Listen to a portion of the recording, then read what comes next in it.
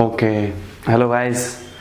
So we are doing percentage. Hope you are enjoying it, and we are on the sheet number 2. Sheet number 2 discuss कर चुका हूं मैं पूरी की पूरी। 2 क्वेश्चन हैं, एक पैटर्न के क्वेश्चन है वो मैंने छोड़ दिए थे। मेरी एडवाइस है कि आप जो शीट है वो आपको पहुंच जाती है, उसका पहले प्रिंट आउट सामने रख लिया करो, तब क्वेश्चंस देख के तब सॉल्यूशन देखा करो। सीट को पहले खुद से बनाने की कोशिश किया करो, चाहे तुमको आता हो या ना आता हो, मुझे तो करना है, ठीक है। एक एक क्वेश्चन को बड़े ध्यान से लेंगे क्योंकि क्वेश्चन बैंक बहुत ज्यादा है। धीरे धीरे बढ़ता ही जाएगा, बढ़ता ही जाएगा, बढ़ता ही जाएगा। पैटर्न वाइज पैटर्न में कराने की कोशिश कर रहा हूँ। एक शीट में 2 पैटर्न इंक्लूड करने की कोशिश कर रहा हूँ, ठीक है। तो जितने भी पैटर्न है पहले हम पैटर्न कर लेंगे, फिर उसके बाद मैं आपको एक मिसलेनियस क्वेश्चन की सीट दूंगा जिसमें 50-60 मिसलेनियस क्वेश्चन होंगे। इससे आपका पूरा टॉपिक वाइंड अप हो जाएगा, ठीक है भाई। और टोटल 400 से 500 क्वेश्चन के आसपास आपके पास हो जाएंगे परसेंटेज में। इसमें मैंने हर टाइप के क्वेश्चन डाले हैं, प्रीवियस ईयर एग्जाम से लेके सीडीएस, कैट, जेड, SSC mains, whatever it is, whatever I have that's in my sheet, ठीक है। ओके, सो क्वेश्चन नंबर 31 देखते हैं। Income tax is increased by 13% and net income increases by 7%। Find the rate of income tax. Find the rate of income tax. बात समझ रहे हैं? बात को समझना पड़ेगा क्या कि यहाँ पे इनकम टैक्स की बात हो रही है और नेट इनकम की बात हो रही है, इनकम की बात हो रही है। रिलेशन क्या होता है कि सपोज जैसे कोई आदमी 1000 रुपए कमाता है, सपोज जैसे कोई आदमी 1000 रुपए की उसकी अर्निंग होती है, उसकी जो ग्रॉस सैलरी वो 1000 रुपए, उस 1000 रुपए में वो आदमी 100 रुपए टैक्स पे करता है, तो उसकी जो नेट इनकम रहेगी वो कितनी रहेगी? 900 रुपए। उसकी जो नेट इनकम होगी वो कितनी होगी? 900 रुपए। क्लियर ना? तो आपकी जो नेट इनकम होती है, नेट इनकम जो होती है वो होती है कि आदमी की जो टोटल इनकम है, जो आदमी की टोटल इनकम है जिसको बोलते हैं ना ग्रॉस सैलरी, जो टोटल इनकम है उसमें से इनकम टैक्स माइनस कर दो तो आदमी की नेट इनकम आती है। जैसे कोई आदमी 1000 रुपए कमाता है तो उसकी टोटल इनकम 1000 रुपए, कंपनी की तरफ से उसकी पॉकेट में 1000 रुपए आ रहे हैं और इस 1000 रुपए पर वो बेचारा 100 रुपए का टैक्स भर दे रहा है। क्लियर है कि नहीं? तो उसकी जो नेट इनकम बनेगी वो कितनी बनेगी? उसकी नेट इनकम बनेगी 900 रुपए। उसकी नेट इनकम 900 रुपए बनेगी। बात समझ में है कि नहीं? क्लियर है? ये सीन होता है। 1000 रुपए टोटल ग्रॉस सैलरी है, 100 रुपए उसने टैक्स दिया तो उसकी नेट इनकम 900 रुपए बनेगी। अब उसकी टोटल इनकम तो 1000 रुपए ही है, लेकिन उसका टैक्स जो है पहले 100 रुपए भर रहा था, वो टैक्स कितना भर रहा है? 200 रुपए भर रहा है। सपोज वो जो टैक्स है वो कितना भर रहा है? 200 रुपए टैक्स दे रहा है। पहले 100 रुपए दे रहा था, अब 200 रुपए दे रहा है, तो उसकी नेट इनकम भी 900 रुपए की बजाय अब कितनी हो जाएगी? 800 रुपए हो जाएगी। नेट इनकम भी कितनी हो जाएगी? 800 रुपए, ठीक है। ध्यान से देखेंगे तो आदमी जो इनकम टैक्स है वो 100 रुपए बढ़ा, इनकम टैक्स 100 रुपए बढ़ा, मतलब पहले 100 था तो अब 200 दे रहा है, तो 100 रुपए इनकम टैक्स बढ़ गया, तो आदमी की नेट इनकम भी 100 रुपए कम हो गई। मतलब जितना इनकम टैक्स बढ़ेगा नेट इनकम उस इंसान की उतनी ही क्या हो जाएगी? कम हो जाएगी। आपका इनकम टैक्स 100 रुपए बढ़ गया तो आदमी की नेट इनकम भी क्या होगी? 100 रुपए हो गई। ये कंसेप्ट, ये फंडा सबको समझ में आ रहा है? आपको इसी चीज का यूज करना है इस क्वेश्चन को सॉल्व करने के लिए जो आपको दिया है, ठीक है। ओके, क्वेश्चन नंबर 31 के अकॉर्डिंग इनकम टैक्स जो है 13% बढ़ जाता है और नेट इनकम डिक्रीजेस बाय, यहां पर डिक्रीज होना चाहिए, क्वेश्चन नंबर 31 है, net income decreases by 7%। Income tax कितना बढ़ता है आपका? 13%, तो नेट इनकम डिक्रीज हो जाती है 7%, ठीक है ना।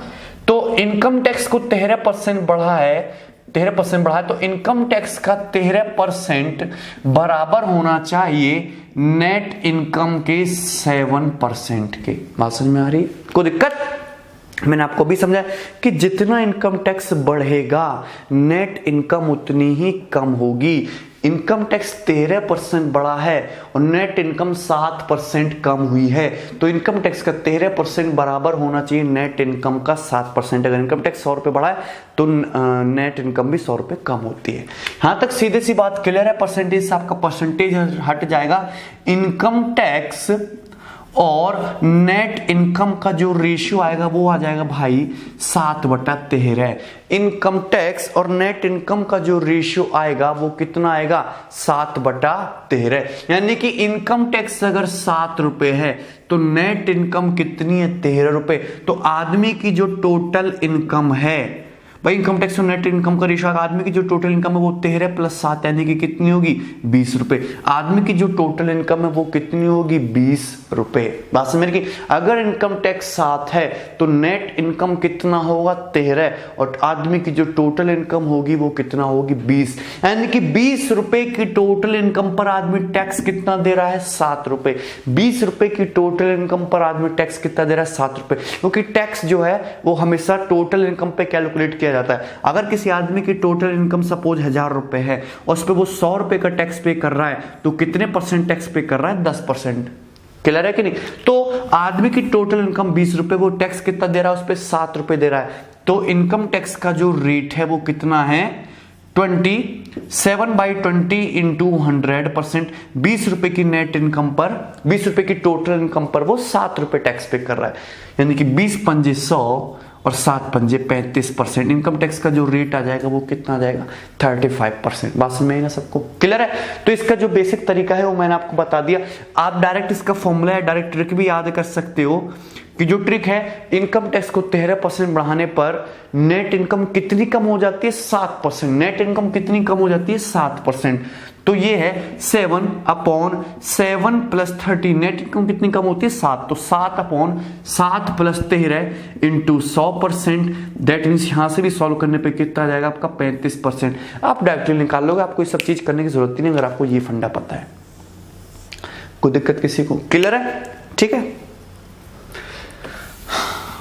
Question number 32 same to same इसी पैटर्न पे है, इसको आप खुद से बनाओगे। क्लियर है? ये समझा दिया मैंने। Question number 32 same to same इसी पैटर्न पे है।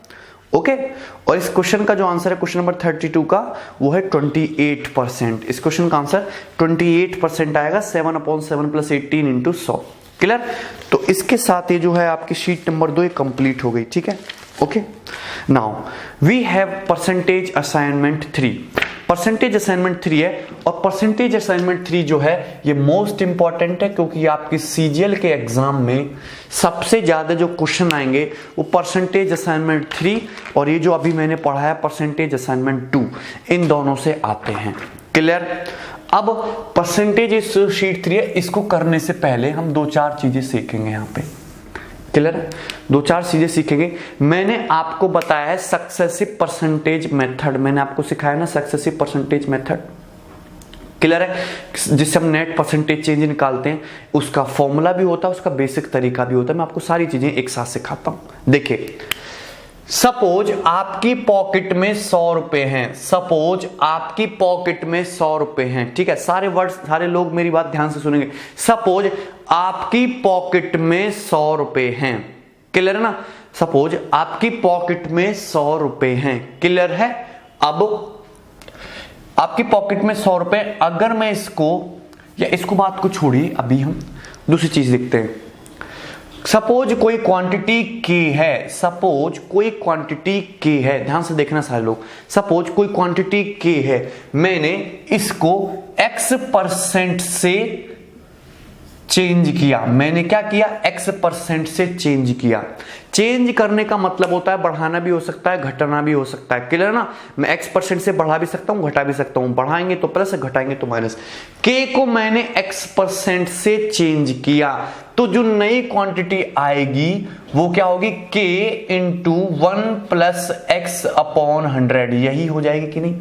अगर k को मैं x% से चेंज करूंगा तो k इंटू 100 + x/100 ये हो जाएगी। नहीं, क्वांटिटी के x अगर पॉजिटिव है तो x की जगह पॉजिटिव आएगा, x अगर निगेटिव है तो निगेटिव आएगा। अब ये जो नई क्वांटिटी आई, मैंने इसको फिर से y% चेंज किया। मैंने इसको फिर से y% चेंज किया, तो जो अब नई क्वांटिटी आएगी भाई वो आएगी k into 1 + x/100 into 1 + y/100। मतलब k इंटू 1 + x/100 का भी कितने गुना हो जाएगा? 1 + y/100 टाइम्स हो जाएगा। मैंने आपको पहले भी बता रखा है, जैसे आपकी पॉकेट में 100 रुपए हैं, अगर मैं इसको 10% बढ़ाऊं तो आपकी पॉकेट में इस वक्त कितने रुपए हो जाएंगे? 110 रुपए हो जाएंगे। कितने हो जाएंगे? 110। ये 110 आया कैसे कि 100 में गुणा करते हो आप 100 + 10/100 से, 100 + x/100 से। देखो 100 से 100 करता है तभी तो 100 + 10 110 होता है। क्लियर है कि नहीं? मतलब आपकी पॉकेट में अगर इनिशियली 100% थे, उसको मैं 10% बढ़ाऊंगा तो अब क्या हो जाएगा, 110% हो जाएगा। ठीक है, ये सब बातें मैं पहले बता चुका हूं आपको। ओके, के कोई क्वांटिटी है, मैंने इसको x% चेंज किया तो नई quantity k into 100 plus x बटा 100, यानी कि k into 1 plus x by 100। फिर k into 1 plus x by 100 को फिर से मैंने y% चेंज किया तो नई quantity k into 1 plus x बटा 100 इंटू 1 प्लस y बटा 100। तो कुल मिला के अगर मैं देखूं तो कोई क्वांटिटी k से कितनी बन गई, इतनी बन गई। पहले कितनी थी, k x% से चेंज करने के बाद ये हुई, फिर y% से चेंज करने के बाद ये हुई। तो नेट चेंज कितना हुआ क्वांटिटी में, क्वांटिटी में जो नेट चेंज आया है, क्लियर ना, जो प्रभावी बदलाव आया है वो कितना है, k से वैल्यू ये हो गई। तो प्रभावी बदलाव जो है k into 1 plus x upon 100 into 1 plus y upon 100 minus k upon k into 100%। ये है कि नहीं, यही है। इसमें बताओ किसी भाई को कोई दिक्कत है, इसमें किसी को कोई दिक्कत है, क्लियर है कि नहीं भाई? पहले k था, x% से चेंज करने के बाद क्वांटिटी ये हो गई, y% से चेंज करने के बाद क्वांटिटी ये हो गई। तो जो नेट चेंज आया वो k से इतने हो जाने का, k into 1 plus x upon 100 into 1 plus y upon 100 minus k, और बेस क्या हो जाएगा आपका, k इंटू 100%। देखोगे तो आपका k से k कैंसिल आउट हो जाएगा, k से k ये पूरा कैंसिल आउट हो जाएगा, क्लियर है कि नहीं, कोई दिक्कत?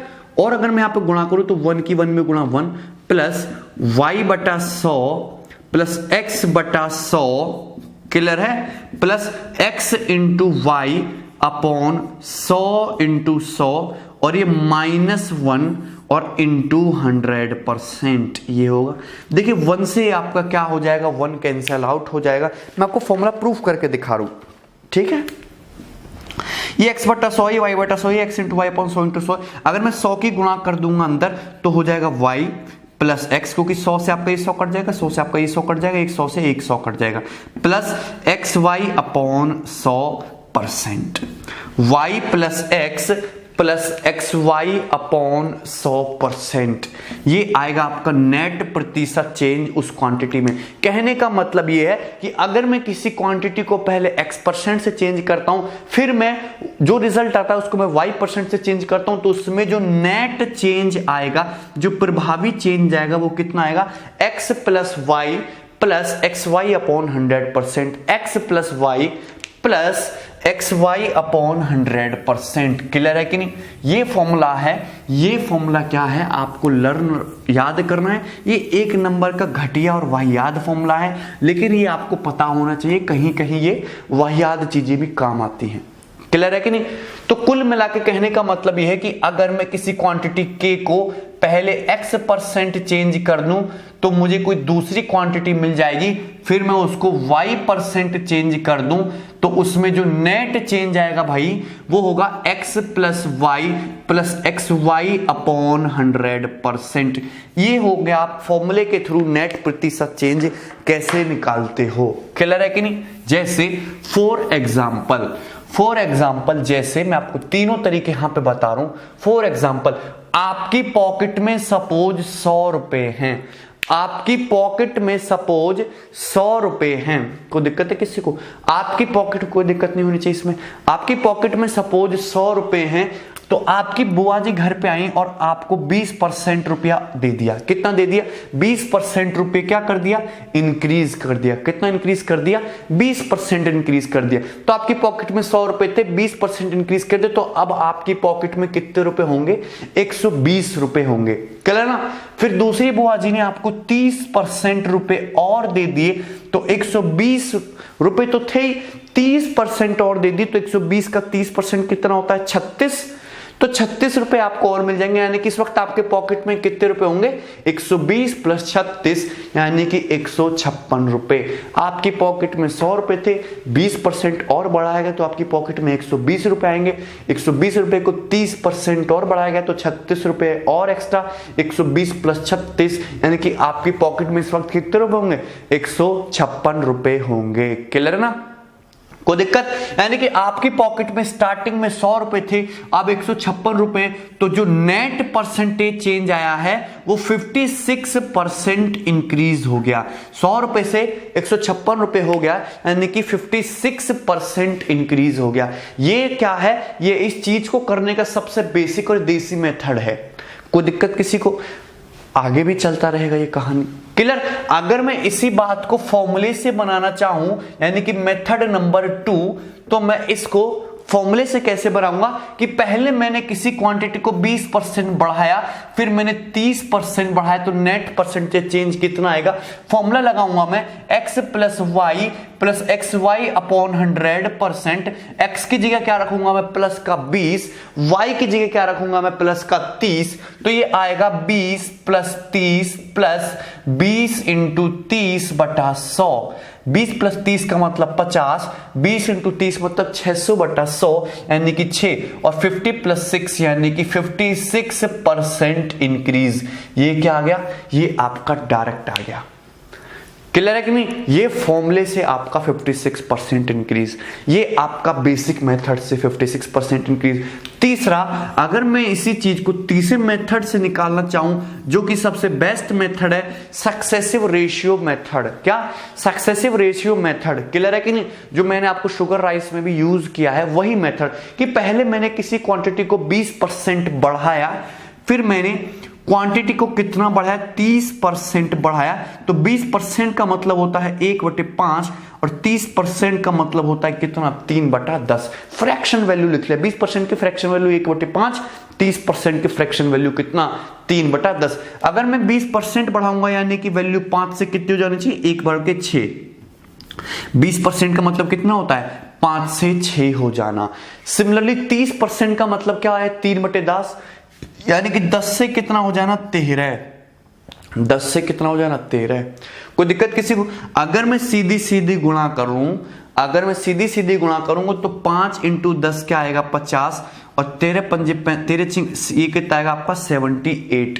यानी कि जो नेट चेंज आया वो 50 से कितनी हो गई है? क्वांटिटी 72। 50 से क्वांटिटी 72 हो गई है। या फिर मैं ये बोलूं कि ये तो रेशियो है कि 100 से कितनी हो गई है? 156। दो रेशियो में मैंने 2 से गुणा कर दिया। क्वांटिटी 100 से 156 बोलो, चाहे 50 से 78 बोलो, एक ही बात है। यानी कि क्वांटिटी 100 से 156 हो गई, यानी कि कितना इंक्रीज हो गई? 56% इंक्रीज हो गई। कितनी इंक्रीज हो गई? 56% इंक्रीज हो गई। तो आप ऐसे भी निकाल सकते हो, आप ऐसे भी निकाल सकते हो, आपको ऐसे भी निकाल सकते हो। आपको मेथड तीनों का तीनों आना चाहिए, लेकिन आप जो यूज करेंगे वो ये वाला करेंगे, सक्सेसिव रेशियो मेथड, क्योंकि ये बेस्ट मेथड है। परसेंटेज को फ्रैक्शन में कन्वर्ट किया, इजी हो गया। ये मेथड तब तक सही लगता है जब वैल्यू 10, 15, 20, 25 इजी दे रखी हो। ये मेथड भी, फॉर्मूला भी आप तभी लगा सकते हो जब वैल्यू 20, 30, 25 ये सब दे रखी हो। लेकिन जहां वैल्यू 16 सही 2/3, 14.28, 7.14 आती है, तो ये फॉर्मूला क्या सर में दर्द करने लगता है, काम नहीं आता। आपको ये ratio method, successive percentage method तीनों आना चाहिए। अब बताओ, इसमें किसी को कोई दिक्कत नहीं होगी? नेट परसेंटेज चेंज की जो तीनों चीजें थी मैंने आपको समझाई, फॉर्मूला भी, सक्सेसिव रेशियो मेथड भी और आपका बेसिक मेथड भी। ठीक है, इतना किया अभी तक हमने, आपको सारी चीज आनी चाहिए। कहीं पे कोई चीज आसान होती है, कहीं पे दूसरी चीज आसान होती है। हर तरीका, हर सवाल को करने का इजी तरीका अलग अलग होता है। आपको अगर सारी चीजें पता होंगी, सब कुछ आता होगा, तो क्या रखोगे? पेपर को आप अच्छा स्कोर करोगे। ठीक है ना? ओके, अब देखो सीट पे आते हैं क्वेश्चन नंबर 1। क्वेश्चन नंबर 1 से शुरुआत करेंगे हम लोग, बहुत ही सिंपल क्वेश्चन से। इस शीट में क्या है कि इस शीट में मैंने आपके 2 ही टाइप के क्वेश्चन इंक्लूड किए, 3 टाइप के। एक तो मैंने इंक्लूड किए कि जो आपके 3D या 2D फिगर होते हैं, ट्रायंगल, रेक्टेंगल, कोन वगैरह, स्फीयर वगैरह, इनका परसेंटेज इंक्रीज डिक्रीज। दूसरा मैंने पॉपुलेशन वाले क्वेश्चन लिए हैं, और तीसरा मैंने सिनेमा हॉल वाले क्वेश्चन लिए हैं। ठीक है, ओके। क्वेश्चन नंबर 1 शीट का देखेंगे। क्वेश्चन नंबर 1 क्या कहता है? In a triangle height is increased by 37.5%। किसी त्रिभुज की ऊंचाई को 37.5% बढ़ाया जाता है, और बेस को, यानी कि त्रिभुज के आधार को 45.45% बढ़ाया जाता है। तो त्रिभुज के एरिया में कितने प्रतिशत की वृद्धि होगी? सबसे पहले तो आप ये देखेंगे किसी भी ट्राइंगल का जो एरिया होता है, किसी भी त्रिभुज का जो क्षेत्रफल होता है वो क्या होता है 1/2 बेस इंटू हाइट, 1/2 आधार गुणा ऊंचाई, 1/2 बेस इंटू हाइट या 1/2 आधार गुणा ऊंचाई। अब हाइट को बढ़ाया जाता है भाई 37.5%। अब देखिए ट्राइंगल का एरिया 1/2 बेस इंटू हाइट होता है, समझ में आया ना सबको। यहां पे ये जो 1/2 है ये कांस्टेंट है, ये क्या है कांस्टेंट है, यानी कि त्रिभुज की आधार या ऊंचाई में बढ़ाने या घटाने पे इस हाफ से एरिया के प्रतिशत चेंज पे कोई फर्क नहीं पड़ेगा, क्योंकि हाफ क्या है आपका कांस्टेंट है। तो इस हाफ को करो आप इग्नोर, आपको सिर्फ ये चेंज करना है कि अगर ट्राइंगल का अगर आप एरिया में परसेंटेज इंक्रीज या डिक्रीज कैलकुलेट कर रहे हैं तो आपको बेस और हाइट से मतलब है, ना कि हाफ से। हाफ कांस्टेंट है। तो त्रिभुज की ऊंचाई को 37.5% बढ़ाया जाता है। 37.5% का मतलब कितना होता है 3/8, यानी कि अगर पहले ऊंचाई त्रिभुज की 8 थी तो अब 3 बढ़ा के कितनी कर दी गई 11। त्रिभुज की जो हाइट है वो 8 से कितनी कर दी गई 11। सिमिलरली जो त्रिभुज का बेस है उसको कितना बढ़ाया गया, उसको बढ़ाया गया है 45.45%। 45.45% का मतलब कितना होता है 5/11। कितना होता है 5/11। 1/11 मैंने आपको याद कराया है 9.09% होता है, तो 5/11 45.45% होगा। यानी कि त्रिभुज का जो बेस है अगर वो पहले 11 था तो अब 5 बढ़ के कितना हो चुका है 16 हो चुका है। यानी कि अगर बेस पहले 11 था तो बढ़ के क्या हो चुका है आपका 16 हो चुका है। कोई दिक्कत बात समझ में आई? इसमें किसी भाई को कोई दिक्कत? ये इजी है, क्लियर। यानी कि अगर पहले त्रिभुज की हाइट 8 थी तो बढ़ के 11 हो चुकी है, अगर बेस पहले 11 था तो अब बढ़ के 16 हो चुका है। तो त्रिभुज का जो एरिया था वो पहले कितना था 11 × 8 88 था। त्रिभुज का जो प्रेजेंट में एरिया है वो 16 × 11 यानी कि 176 है। यानी कि एरिया पहले 88 था अब 176 है, यानी कि जस्ट डबल हो चुका है। 88 का जस्ट डबल कितना होता है 176। क्षेत्रफल डबल हो गया, यानी कि त्रिभुज का क्षेत्रफल जो है वो 100% बढ़ गया। त्रिभुज का क्षेत्रफल जो है 100% बढ़ गया। कोई दिक्कत है किसी को? क्लियर है? आपको इतना भी करने की जरूरत नहीं है, आप डायरेक्टली ये देखो कि पहले त्रिभुज का एरिया कितना था 8 × 11 था, अब त्रिभुज का जो एरिया है वो 16 × 11 है। तो पहले त्रिभुज के एरिया और दूसरे जो अब प्रेजेंट में त्रिभुज के जो एरिया उनका रेशियो कितना बनना है, उनका रेशियो बन रहा है 1:2। यानी कि आपको क्वेश्चन को सॉल्व करने के लिए हमेशा रेशियो की जरूरत होती है, ना कि एग्जैक्ट डाटा की। यानी कि पहले जो त्रिभुज का एरिया था वो ये था, अब जो त्रिभुज का एरिया है वो ये है, और इनमें रेशियो कितना बनना है 1:2 का रेशियो बनना है। यानी कि एरिया 1 से 2 हो गया, यानी कि कितना बढ़ गया है 100% इंक्रीज हो चुका है। क्लियर है कि नहीं? Second option B option is your correct answer. कोई दिक्कत इसमें किसी को? क्लियर है? ओके। सारा का सारा खेल रेशियो का है, परसेंटेज को फ्रैक्शन में कन्वर्ट करने का। यदि किसी सर्कल की रेडियस को 37.5% बढ़ाया जाता है तो सर्कल का एरिया कितने प्रतिशत बढ़ जाएगा? सर्कल की रेडियस को कितना बढ़ाया जाता है 37.5%, तो सर्कल का एरिया कितना बढ़ जाएगा? मैं आपको दो तरीके से बताता हूं। सबसे पहले तो किसी सर्कल की रेडियस अगर r हो तो सर्कल का जो एरिया होता है, सर्कल का जो एरिया होता है वो πr² होता है। सर्कल का जो एरिया होता है वो πr² होता है। क्योंकि पाई एक कांस्टेंट है तो रेडियस को बढ़ाने या घटाने पे पाई का कोई फर्क नहीं पड़ता एरिया पे, पाई को करो इग्नोर। r² का जो मतलब होता है वो होता है r × r। r² का जो मतलब है वो क्या है आपका r × r। अब मैंने सर्कल की रेडियस को 37.5% बढ़ाया है, यानी कि इसको भी 37.5% बढ़ाया और इस रेडियस को भी 37.5% बढ़ाया, तो टोटल मैंने 2 बार बढ़ाया, तो एक कॉन्सिक्यूटिव हो गया, ये क्या हो गया सक्सेसिव हो गया। क्लियर है कि नहीं? सर्कल की रेडियस को मैंने 37.5% बढ़ाया, 2 बार बढ़ाया, बीच में क्या लग रहा है प्रोडक्ट गुणा का साइन लग रहा है ना, गुणा का मतलब ही क्या होता है सक्सेसिव होता है। क्लियर है कि नहीं? तो 37.5% बढ़ाया, तो यहां पे मैं 2 तीनों तरीकों से क्वेश्चन सॉल्व कर सकता हूं कि यदि सर्कल की रेडियस को मैंने 37.5% बढ़ाया, फिर से 37.5% बढ़ाया, तो एरिया पे क्या चेंज होगा, x plus y plus x y by upon 100%, ये आंसर होना चाहिए कि नहीं। x की वैल्यू भी कितनी है 37.5 है, y की वैल्यू भी कितनी है 37.5 है, x into y 37.5 into 37.5 upon 100 है। 37.5 प्लस 37.5 कितना होता है, 75 होता है। 75 प्लस समथिंग, 75 प्लस कुछ ना कुछ आएगा। अब आप अगर क्वेश्चन के ऑप्शन देखो तो पहला ऑप्शन है 75, दूसरा ऑप्शन है 71 समथिंग, तीसरा ऑप्शन है 72.5 और चौथा ऑप्शन है 89.06। आप अगर ध्यान से देखो तो क्वेश्चन का जो आंसर है वो 75% प्लस समथिंग यानी कि कुछ ना कुछ होना चाहिए, यानी कि जो आपका आंसर होगा वो 75% से क्या होगा, बड़ा होगा, यानी कि आपके क्वेश्चन का जो आंसर है वो 89.06% यानी कि फोर्थ ऑप्शन होना चाहिए। अब बताओ इसमें किसी को कोई दिक्कत है? तो ये आपने फॉर्मूले से कर लिया। अगर आपको सक्सेसिव से लगाना है, रेशियो मेथड से सॉल्व करना है, तो 37.5% की फ्रैक्शन वैल्यू कितनी होती है, 3/8। 37.5% की फ्रैक्शन वैल्यू कितनी होती है, 3/8, क्योंकि 1/8 जो होता है वो 12.5% होता है। क्लियर है कि नहीं? अब रेडियस को 37.5% बढ़ाया गया, यानी कि रेडियस को 8 से 3 बढ़ा के कितना कर दिया, 11। रेडियस को 8 से कितना कर दिया गया है, 11, और फिर से रेडियस को 8 से कितना कर दिया गया है, 11। दो बार बढ़ाया गया ना, 8 से 11 फिर 8 से 11, यानी कि रेडियस को 8 × 64 से कितना कर दिया, 121।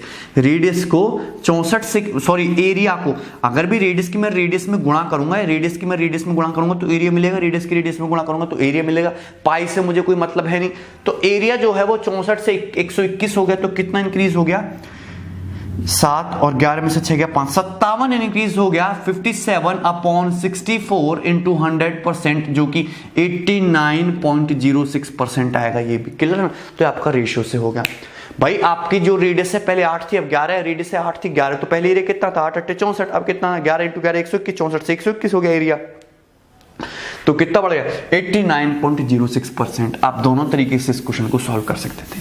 क्लियर है? कोई दिक्कत? नेक्स्ट, हाँ, इफ इन ए ट्राइंगल, अभी जो तीनों क्वेश्चन मैं आपको ट्राइंगल से ही ले रहा हूं, in a triangle base is increased by 66:2/3%, by how much percent height should be reduced so that area of triangle remains constant. Clear है ना?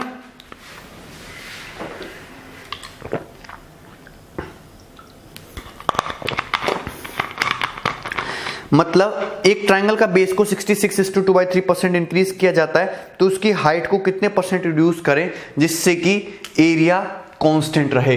किसी भी ट्राइंगल का जो एरिया होता है, त्रिभुज का जो क्षेत्रफल होता है, वो होता है भाई 1/2 बेस इंटू हाइट।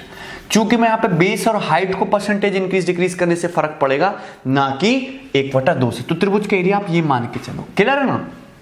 कोई दिक्कत है? आपको सिर्फ परसेंटेज इंक्रीज और डिक्रीज निकालना है। ओके, अब क्या है कि क्वेश्चन के अकॉर्डिंग ट्राइंगल का बेस को कितना बढ़ाया जाता है, 66:2/3% इंक्रीज किया जाता है। 66:2/3% का मतलब कितना होता है, 2/3। 66:2/3% का मतलब 2/3, यानी कि अगर बेस पहले 3 था तो अब बेस 2 बढ़ के कितना हो जाएगा, 5। तो बेस, त्रिभुज का बेस 3 से बढ़ के कितना हो गया, 5। पहले बेस अगर 3 था, ओरिजिनल वैल्यू अगर 3 थी, तो फाइनल वैल्यू 2 बढ़ के कितनी होगी, 5। क्योंकि आपको त्रिभुज के एरिया को कांस्टेंट रखना है, तो त्रिभुज की हाइट को रिवर्स रेशियो से चेंज होना चाहिए, यानी कि त्रिभुज की हाइट 5 से कितनी होनी चाहिए, 3। त्रिभुज की हाइट 5 से कितनी होनी चाहिए, 3। तभी तो एरिया दोनों केसेस में 15-15 बनेगा। ठीक है ना? तो त्रिभुज की हाइट को 5 से 3 किया गया, यानी कि 5 से 3 करने का मतलब है 2 डिक्रीज किया गया ओवर 5 × 100, यानी कि त्रिभुज की हाइट को कितना कम करना पड़ेगा, 40% कम करना पड़ेगा। क्लियर है कि नहीं? कोई दिक्कत? इजी है, क्योंकि आपको प्रोडक्ट कांस्टेंट रखना था तो रिवर्स रेशियो से चेंज करना पड़ा हाइट को। क्लियर भाई? Okay. Question number 4, in A equilateral triangle side is increased bye 40%। किसी इक्विलेटरल ट्राइंगल की भुजा को 40% बढ़ाया जाता है, तो उसका त्रिभुज का परिमाप, ट्राइंगल का पेरीमीटर कितने प्रतिशत बढ़ जाएगा। ट्राइंगल का जो पेरीमीटर है वो कितने प्रतिशत बढ़ जाएगा। ठीक है? क्लियर है? इक्विलेटरल ट्राइंगल ये होता है जिसकी 3 साइड बराबर होती हैं, ये भी ए, ये भी ए, ये भी ए। तो ट्राइंगल का जो पेरीमीटर जो परिमाप होगा वो कितना होगा, 3a होगा। मैंने त्रिभुज की साइड को कितना बढ़ाया है, त्रिभुज की साइड को मैंने 40% बढ़ाया, यानी कि a को 40% बढ़ाया, तो 3 से तो कोई फर्क नहीं पड़ने वाला, परिमाप भी कितना बढ़ेगा, 40% ही बढ़ जाएगा। ये बहुत इजी क्वेश्चन था, ऐसा क्वेश्चन भी आपके पेपर में आ सकता है। Clear. Question number 5, question number 5 देखो रेक्टेंगल का है। एक रेक्टेंगल की लंबाई को 25% कम किया जाता है तथा इसकी चौड़ाई को 50% बढ़ाया जाता है, तो रेक्टेंगल के एरिया में कितने प्रतिशत का चेंज आएगा। तो रेक्टेंगल होता है ये जिसके आमने सामने की भुजाएं बराबर हों तथा समांतर हों और हर एक एंगल 90 डिग्री का हो। और जो रेक्टेंगल यानी कि आयत का क्षेत्रफल होता है वो होता है लंबाई गुणा चौड़ाई L/B। रेक्टेंगल की लंबाई को कितना कम किया जाता है, 25% कम किया जाता है, यानी कि 1/4। रेक्टेंगल की चौड़ाई को 50% बढ़ाया जाता है, यानी कि 1/2। रेक्टेंगल की लंबाई को 25% कम किया है, यानी कि 4 से कितना कर दिया, रेक्टेंगल की लंबाई को 3। बात समझ में कि नहीं। रेक्टेंगल की चौड़ाई को 50% बढ़ा दिया, यानी कि रेक्टेंगल की लंबाई को क्या कर दिया, 2 से 3। रेक्टेंगल की लंबाई को कितना बढ़ा दिया, 2 से 3। बात समझ में आ रही कि नहीं, ठीक है। तो पहले रेक्टेंगल का एरिया यानी कि लंबाई इंटू चौड़ाई कितना था, 4 दूनी 8 था। अब रेक्टेंगल का एरिया लंबाई इंटू चौड़ाई यानी कि 3 तिया कितना हो गया, 9 हो गया, ठीक है ना। आपको क्वेश्चन के अकॉर्डिंग देखना है कि आपको चाहिए क्या। पहले एरिया कितना था, 8 था, 4 इंटू 2। अब एरिया कितना है, 3 इंटू 3, तो एरिया का रेशियो क्या है, 8:9। कितना एरिया का रेशियो, 8, यानी कि रेक्टेंगल का एरिया 8 से 9 हो गया, यानी कि कितना इंक्रीज हुआ, 1/8 इंटू 100%, यानी कि 12.5% बढ़ गया आपके रेक्टेंगल का एरिया। क्लियर है ना, बी ऑप्शन, ठीक है। इजी है, सारे क्वेश्चन मॉडरेट लेवल के हैं, नहीं इजी लेवल के हैं, क्योंकि प्री के एग्जाम में आपके यही सब क्वेश्चन आने हैं, इजी। ओके, हर टाइप का क्वेश्चन मैं आपको कराने की कोशिश करूंगा अलग अलग तरीकों से। If the diagonal of A square is decreased bye 45%, किसी वर्ग के विकर्ण को 45% घटाया जाता है, ठीक है ना। तो क्या पूछा है आपसे, ये पूछा है कि स्क्वायर का जो एरिया है वो कितने प्रतिशत घट जाएगा, स्क्वायर का जो एरिया है वो कितने प्रतिशत घट जाएगा। क्लियर ना, डायगोनल को 45% कम किया जाता है तो एरिया कितने परसेंट घट जाएगा। अब जैसे ये आपका कोई स्क्वायर है, इस स्क्वायर की साइड ए है, तो स्क्वायर का डायगोनल होता है ये, तो स्क्वायर के डायगोनल की जो लंबाई होती है, ये जो डायगोनल होता है, अगर स्क्वायर की साइड ए है तो स्क्वायर के डायगोनल की लंबाई होती है a√2। कितनी होती है स्क्वायर के डायगोनल की लंबाई, a√2। अब डायगोनल को मैंने कितना बढ़ाया, घटाया है 45%, तो स्क्वायर की साइड जो है वो भी कितनी डिक्रीज हो जाएगी, 45%। स्क्वायर की साइड ये भी 45% डिक्रीज हो चुकी है। आपसे पूछा कि स्क्वायर के एरिया में कितने प्रतिशत की चेंज आएगा, तो स्क्वायर का जो एरिया होता है भाई वो होता है a स्क्वायर, और a स्क्वायर का मतलब होता है a गुणा a। एरिया 45% डिक्रीज किया है, यानी कि सॉरी साइड 45% डिक्रीज की है, यानी कि ये भी 45% डिक्रीज, ये भी 45% डिक्रीज। तो यहाँ पे अगर मैं फॉर्मूला लगा दूं तो ज्यादा इजी रहेगा, क्योंकि ये भी 45% कम हुआ, ये भी 45% कम हुआ है, तो जो नेट चेंज आएगा वो -45 प्लस -45 प्लस -45 इंटू -45/100, ये होगा कि नहीं, x plus y plus x into y upon 100%। ये लगा दिया ना, x की वैल्यू भी -45 है, y की वैल्यू भी -45 है। देखो अगर इंक्रीज कर रहे हो तो प्लस, अगर डिक्रीज कर रहे हो तो माइनस। तो -45 कितना हो गया, माइनस का 90, -45 प्लस का हो गया ये प्लस 20.25। बात में कि नहीं, 45 इंटू 45 कितना हो जाएगा, 20.25, ठीक है। तो जो आपके क्वेश्चन का आंसर आ जाएगा वो कितना आ जाएगा, -69.75%। कितना हो जाएगा, 69.75%। क्लियर, यानी कि जो आपके त्रिभुज का जो क्षेत्रफल है वो, सॉरी स्क्वायर का जो क्षेत्रफल है वो 69.75% क्या हो जाएगा, कम हो जाएगा। तो ये तो हो गया आपका फॉर्मूला से। अगर आपको इसको बेसिक से करना हो, सक्सेसिव से करना हो तो कैसे करोगे, साइड को 45% डिक्रीज किया है, 45% का मतलब होता है 9/20, यानी कि अगर पहले साइड 20 थी तो अब कितनी कर दी, 9 से घटा के 11। पहले साइड 20 थी तो कितनी कर दी, अब 11। यानी कि साइड 400 से कितनी हो गई, 121। एरिया 20 इंटू 20 क्या होता है आपका स्क्वायर का एरिया, 20 इंटू 20 और 11 इंटू 11 121। एरिया बराबर साइड इंटू साइड।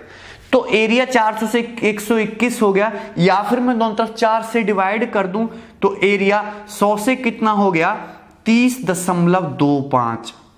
भाई 400 से 121 एरिया बोलो चाहे ये बोलो, अगर मैं दोनों तरफ 4 से डिवाइड कर दूं तो एरिया 100 से कितना हो गया, 30.25। 121 को 4 से डिवाइड करो तो एरिया 100 से 30.25 हो गया, यानी कि 69.75% क्या होगा, कम हो गया। 100 में होने वाले इंक्रीज या डिक्रीज को क्या बोलते हैं, परसेंटेज चेंज बोलते हैं। 100 से 30.25 हो गया, यानी कि 69.75% डिक्रीज हो गया। आप फॉर्मूले से भी बना सकते हो, आप सक्सेसिव से भी बना सकते हो। साइड इंटू साइड एरिया होता है तो एरिया का रेशियो आ गया, यहां से रेशियो से हो गया, यहां पे आपने फॉर्मूला लगा लिया। कोई दिक्कत, जो जहां पे सुविधा लगे या जो चीज पहले दिमाग में क्लिक करे, बस तुरंत आंसर आना चाहिए जल्दी से। SSC is all about answer, जिसका जल्दी आंसर आ रहा है उसी का सिलेक्शन हो रहा है। Okay, question number 7। Question number 7 is good. The area of rectangle is increase by 80%। एक रेक्टेंगल के एरिया को 80% बढ़ाया जाता है when the length of rectangle is increased by 40%, length of rectangle is increased by 40% and breadth is decreased by x%, find x। ठीक है, पहली बात कि रेक्टेंगल का जो एरिया होता है, जो आयत का क्षेत्रफल होता है, वो होता है लंबाई इंटू चौड़ाई।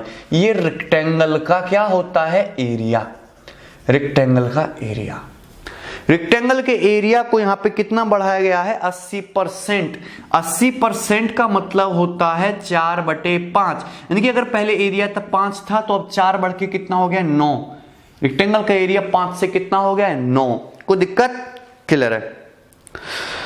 और लंबाई को कितना बढ़ाया जाता है, 40%। 40% का मतलब होता है 2/5। रेक्टेंगल की लंबाई पहले 5 थी तो अब कितनी है, 7।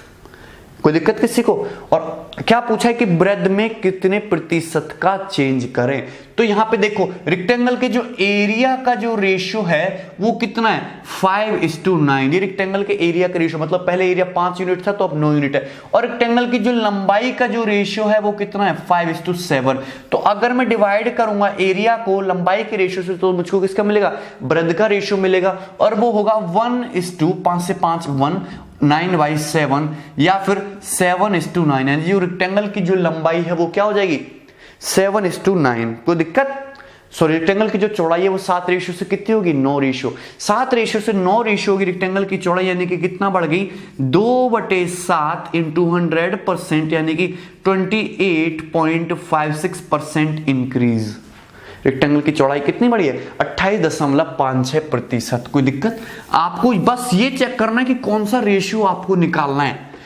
अगर आप रेशियो मेथड से बनाना चाहते हैं, रेशियो मेथड में माहिर होना चाहते हैं, तो आप बस ये चेक करो कि मुझे किसका रेशियो निकालना है। चौड़ाई में परसेंटेज इंक्रीज चाहिए तो चौड़ाई का रेशियो आपको पता होना चाहिए। एरिया का रेशियो आपको पता है कि एरिया 5 से 9 हो रहा है, लंबाई का रेशियो पता है 5 से 7 हो रहा है। चौड़ाई का रेशियो निकालने के लिए एरिया के रेशियो को क्या कर दो, लंबाई के रेशियो से डिवाइड कर दो। क्लियर। नेक्स्ट क्वेश्चन नंबर 8, ये मैं आपको करा चुका हूं, ये बहुत सिंपल है। ठीक है, क्वेश्चन नंबर 8 आप खुद से बनाएंगे। क्वेश्चन नंबर 9, क्वेश्चन नंबर 9 को सब लोग ध्यान से देखेंगे। In a cone the base radius and height is increased by 60% and 25% respectively, find the percentage increase in volume of cone. किसी कोन की जो बेस रेडियस है और जो हाइट है उसको 60% तथा 25% बढ़ा दिया जाता है, तो कोन का वॉल्यूम कितने प्रतिशत बढ़ जाएगा। अगर जैसे ये आपका कोई कोन है, ये आपका शंकु है, कोन की बेस रेडियस r है, ये कोन की हाइट h है, तो जो कोन का वॉल्यूम होता है, कोन का वॉल्यूम होता है 1/3 पाई r स्क्वायर h। ये कोन का वॉल्यूम होता है, शंकु का आयतन 1/3 पाई r स्क्वायर h। 1/3 पाई एक कांस्टेंट है, इससे वॉल्यूम पे कोई फर्क नहीं पड़ता, सिर्फ रेडियस और हाइट के इंक्रीज डिक्रीज से कोन के वॉल्यूम पे फर्क पड़ता है। r स्क्वायर का मतलब कितना होता है, r into h। R into H into का मतलब जो प्रोडक्ट है, जो मल्टीप्लीकेशन है वो सक्सेसिव को बताता है। R इंटू R को 2 बार सक्सेसिव किया गया, फिर H से मल्टीप्लाई किया गया। इस क्वेश्चन में कोन की जो रेडियस है उसको कितना बढ़ाया जाता है, 60%, और कोन की हाइट को 25%। 60% का मतलब होता है 3/5 फ्रैक्शन वैल्यू, यानी कि कोन की रेडियस अगर पहले 5 थी तो अब 3 यूनिट बढ़ के कितनी हो चुकी है, 8। कोन की रेडियस 5 से 8, फिर से कोन की रेडियस कितनी हुई है, 5 से 8, क्योंकि रेडियस को कितनी बार, 2 बार बढ़ाया गया है। और कोन की हाइट को कितना बढ़ाया गया है भाई, कोन की हाइट को बढ़ाया गया है 25%, और 25% का मतलब क्या होता है, 1/4, यानी कि अगर पहले कोन की हाइट 4 थी तो अब कोन की हाइट कितनी है, 5। अगर मैं इनकी सीधी सीधी गुणा करूं तो R² इंटू H, यानी कि उनके वॉल्यूम का रेशियो मिलेगा। तो पहले जो कोन का वॉल्यूम था, सीधी सीधी गुणा करोगे, सक्सेसिव करोगे तो 5 से आपका 5 कट जाएगा, 4 से आपका 8 2 बार कट जाएगा, यानी कि 5 से कितना हो जाएगा, 16। तो ये कोन के वॉल्यूम का रेशियो आ जाएगा कि 5 से 16 हो गया वॉल्यूम, क्योंकि मैंने ये R का रेशियो है, ये भी R का रेशियो, ये H का रेशियो है, R² H का रेशियो मिलेगा। यहां से गुणा करने पे वही क्या होगा, आपके वॉल्यूम का रेशियो होगा 5 से 16। तो शंकु का जो वॉल्यूम होगा, शंकु का जो आयतन हो गया वो 5 से 16 हो गया। अगर मैं दोनों तरफ 20 से गुणा कर दूं, अगर मैं दोनों तरफ 20 से गुणा कर दूं तो 20 पंजे 100 और 16 दूनी 32, यानी कि शंकु का जो वॉल्यूम है वो 100 से 320 हो गया, यानी कि 220% इंक्रीज हो गया शंकु का आयतन, कोन का वॉल्यूम। बताओ इसमें कोई दिक्कत किसी को? क्लियर है ना? हर बार आप रेशियो मेथड लगाओगे तो इजी रहेगा। क्लियर है? चाहे कितनी भी टिपिकल परसेंटेज दी हो, उसको रेशियो में इजीली कन्वर्ट किया जा सकता है और वहां से कैलकुलेशन इजीली हो सकती है।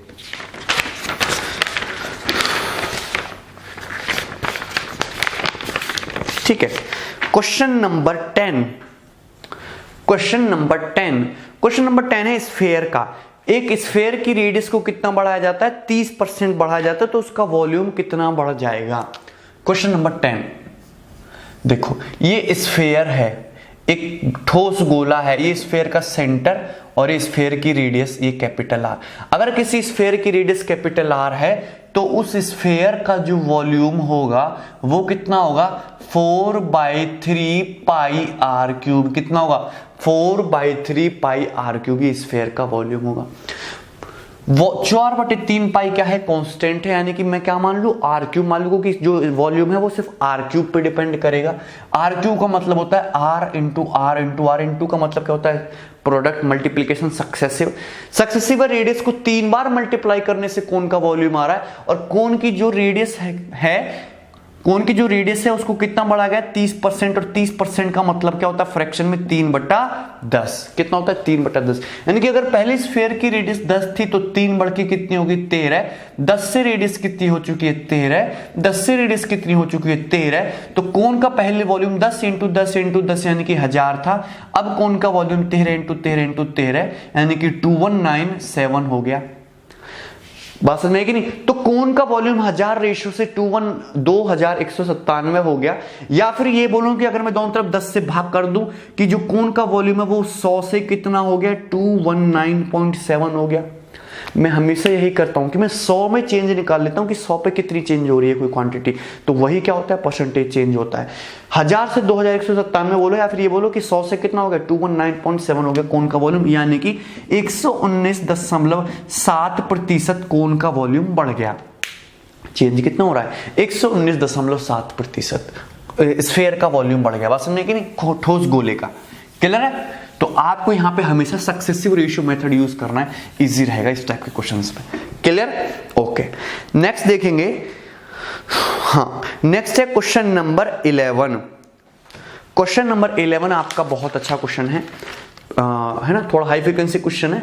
Base of A prism is regular hexagon. एक हेक्सागन, एक प्रिज्म का जो बेस है वो एक हेक्सागन है, regular hexagon. Find percentage change in volume of side of hexagon. Find percentage change in volume if side of hexagon is increased by 20% and height is decreased by 10%। आपको prism के volume में percentage change बताना है। यदि hexagon की side को कितना बढ़ा दें, 20%, और हाइट को डिक्रीज कर दें 10%। तो देखो क्वेश्चन नंबर क्या है, ये 11। हेक्सागन इस तरीके से होता है, इस तरीके से रेगुलर हेक्सागन, समषटभुज, क्लियर है ना। और हेक्सागन के यहां से इस पॉइंट से अगर मैं इस तरीके से मिला दूं सारे वर्टेक्स को, तो क्या बन जाता है ये आपका, अच्छा इसमें प्रिज्म की बात की गई, इस क्वेश्चन में प्रिज्म की बात की गई, ठीक है। प्रिज्म है, प्रिज्म का बेस क्या है, हेक्सागन। तो प्रिज्म का जो वॉल्यूम होता है, प्रिज्म का जो वॉल्यूम होता है वो होता है area of base into height. Prism का जो वॉल्यूम होता है भाई वो होता है area of base into height. चूंकि प्रिज्म का वॉल्यूम कितना बोला गया है, प्रिज्म का बेस क्या बोला गया है यहाँ पे, हेक्सागन। प्रिज्म का बेस क्या बोला गया है, हेक्सागन। तो हेक्सागन आपका इस तरीके से होता है, अगर हेक्सागन की साइड ए है, हेक्सागन की साइड ए है, तो हेक्सागन सबको पता है कि 6 इक्विलेटरल ट्रायंगल, 6 समबाहु त्रिभुज से मिलकर आपका हेक्सागन बनता है। अगर हेक्सागन की साइड ए है तो ये भी ए, ये भी ए, सब ए होता है। 6 इक्विलेटरल ट्रायंगल से हेक्सागन बनता है। तो एरिया ऑफ बेस कितना हो जाएगा, 6 इंटू √3/4 ए स्क्वायर। 6 हेक्सागन का एरिया, मतलब 6 इक्विलेटरल ट्रायंगल का एरिया क्या हो जाएगा आपके, हेक्सागन का एरिया, और इंटू प्रिज्म की हाइट से मल्टीप्लाई कर देंगे, ये क्या आ जाएगा आपका वॉल्यूम आ जाएगा। कोई दिक्कत, ये आपके प्रिज्म का वॉल्यूम आ जाएगा, क्लियर है। लेकिन 6 इंटू √3/4 ये क्या है, कांस्टेंट है, इससे कोई फर्क नहीं पड़ता। ए स्क्वायर एच बचा, ए स्क्वायर का मतलब ए इंटू ए, जो क्या है आपका सक्सेसिव है। बात समझ में आ रही है कि नहीं, क्लियर है। हेक्सागन की साइड को बढ़ाया जाता है 20%, 20% का मतलब होता है 1/5, यानी कि अगर पहले साइड 5 थी तो बढ़ा के 6 कर दी गई, साइड बढ़ा के 5 से 6 कर दी गई, क्लियर, ओके। और हाइट को डिक्रीज किया जाता है 10%, हाइट को 10% घटाया जाता है। 10% का मतलब होता है 1/10, यानी कि अगर पहले साइड 10 थी तो अभी कितनी हो चुकी है, 9 हो चुकी है, क्लियर है। बात समझ में आ रही कि नहीं, ठीक है। तो देखो 2 3 6 और 2 पंजे 10, 5 पच्चे 25 पंजे 125, ठीक है। और ये 6 3 18 और निम्मा, ये कितना हो गया आपका 162, क्लियर है। सबको बात समझ में आई है ना, 162, यानी कि जो आपका प्रिज्म का जो वॉल्यूम है वो 125 से कितना हो गया, 162। 125 से कितना हो गया, 162। तो ये कितना इंक्रीज हो गया, ये आपका 25 + 12 37 इंक्रीज हो गया। बात समझ में आ रही कि नहीं, 25 + 12 37 इंक्रीज हो गया, 37 इंक्रीज हो गया आउट ऑफ 125 इंटू 100%, 25 चौका 100, 25 पंजे 125, ठीक है। 148/5, 5 दूनी 10, 4 8, 5 9 45, 6, 29.6% इंक्रीज हो गया आपके प्रिज्म का वॉल्यूम, क्लियर है। कोई डाउट है इसमें किसी को, बात समझ में आ रही कि नहीं, ठीक है। आपको जो जो चीज दे रखी है उसमें सक्सेसिव लगा दो, तुरंत आंसर आ जाएगा, क्लियर है। आगे बढ़ेंगे, नेक्स्ट देखेंगे, क्वेश्चन नंबर 12 की तरफ देखेंगे आगे, ठीक है। यस, इन एक कोन, हाँ ये क्वेश्चन बहुत अच्छा है, ये क्वेश्चन 12 जो 12वां क्वेश्चन है बहुत बढ़िया है। In a cone radius and height is increased such that volume is increased by 68% and height is increased by 16.66%, find percentage increase in radius. आपको रेडियस में परसेंटेज इंक्रीज बताना है, क्लियर ना। क्वेश्चन नंबर 12, ये इस क्वेश्चन को star mark कर लेंगे, ये क्वेश्चन बहुत बढ़िया है, क्लियर ना। कोन, अच्छा मैंने आपको बता रखा है कि कोन का जो वॉल्यूम होता है वो 1/3 पाई r स्क्वायर h होता है। 1/3 पाई कांस्टेंट है, r स्क्वायर का मतलब r इंटू r होता है, यानी कि 2 बार सक्सेसिव करने से आता है, क्लियर है ना। कोन के वॉल्यूम 68% बढ़ जाता है और कोन की हाइट 16.66% बढ़ा दी जाती है, तो कोन की रेडियस को कितना परसेंट बढ़ाया गया है, मतलब कोन की रेडियस को किसी परसेंट से बढ़ाया गया, कोन की हाइट को 16.66% से बढ़ाया गया, तो कोन का वॉल्यूम 68% बढ़ गया। आपसे पूछा कि कोन के वॉल्यूम को, सॉरी कोन की रेडियस को कितने परसेंट से बढ़ाया गया, तो आपको रेडियस में परसेंटेज इंक्रीज निकालना है। आपको नहीं पता कि क्या है, मैंने आपसे बोला कि अगर आपको परसेंटेज इंक्रीज और डिक्रीज नहीं पता, आपको फ्रैक्शन नहीं पता, तो ये मान लो जो कि कोन की रेडियस को x से कितना किया गया है, y। कोन की जो रेडियस है उसको क्या किया गया है, x से y किया गया है। इस क्वेश्चन को ध्यान से देखेंगे,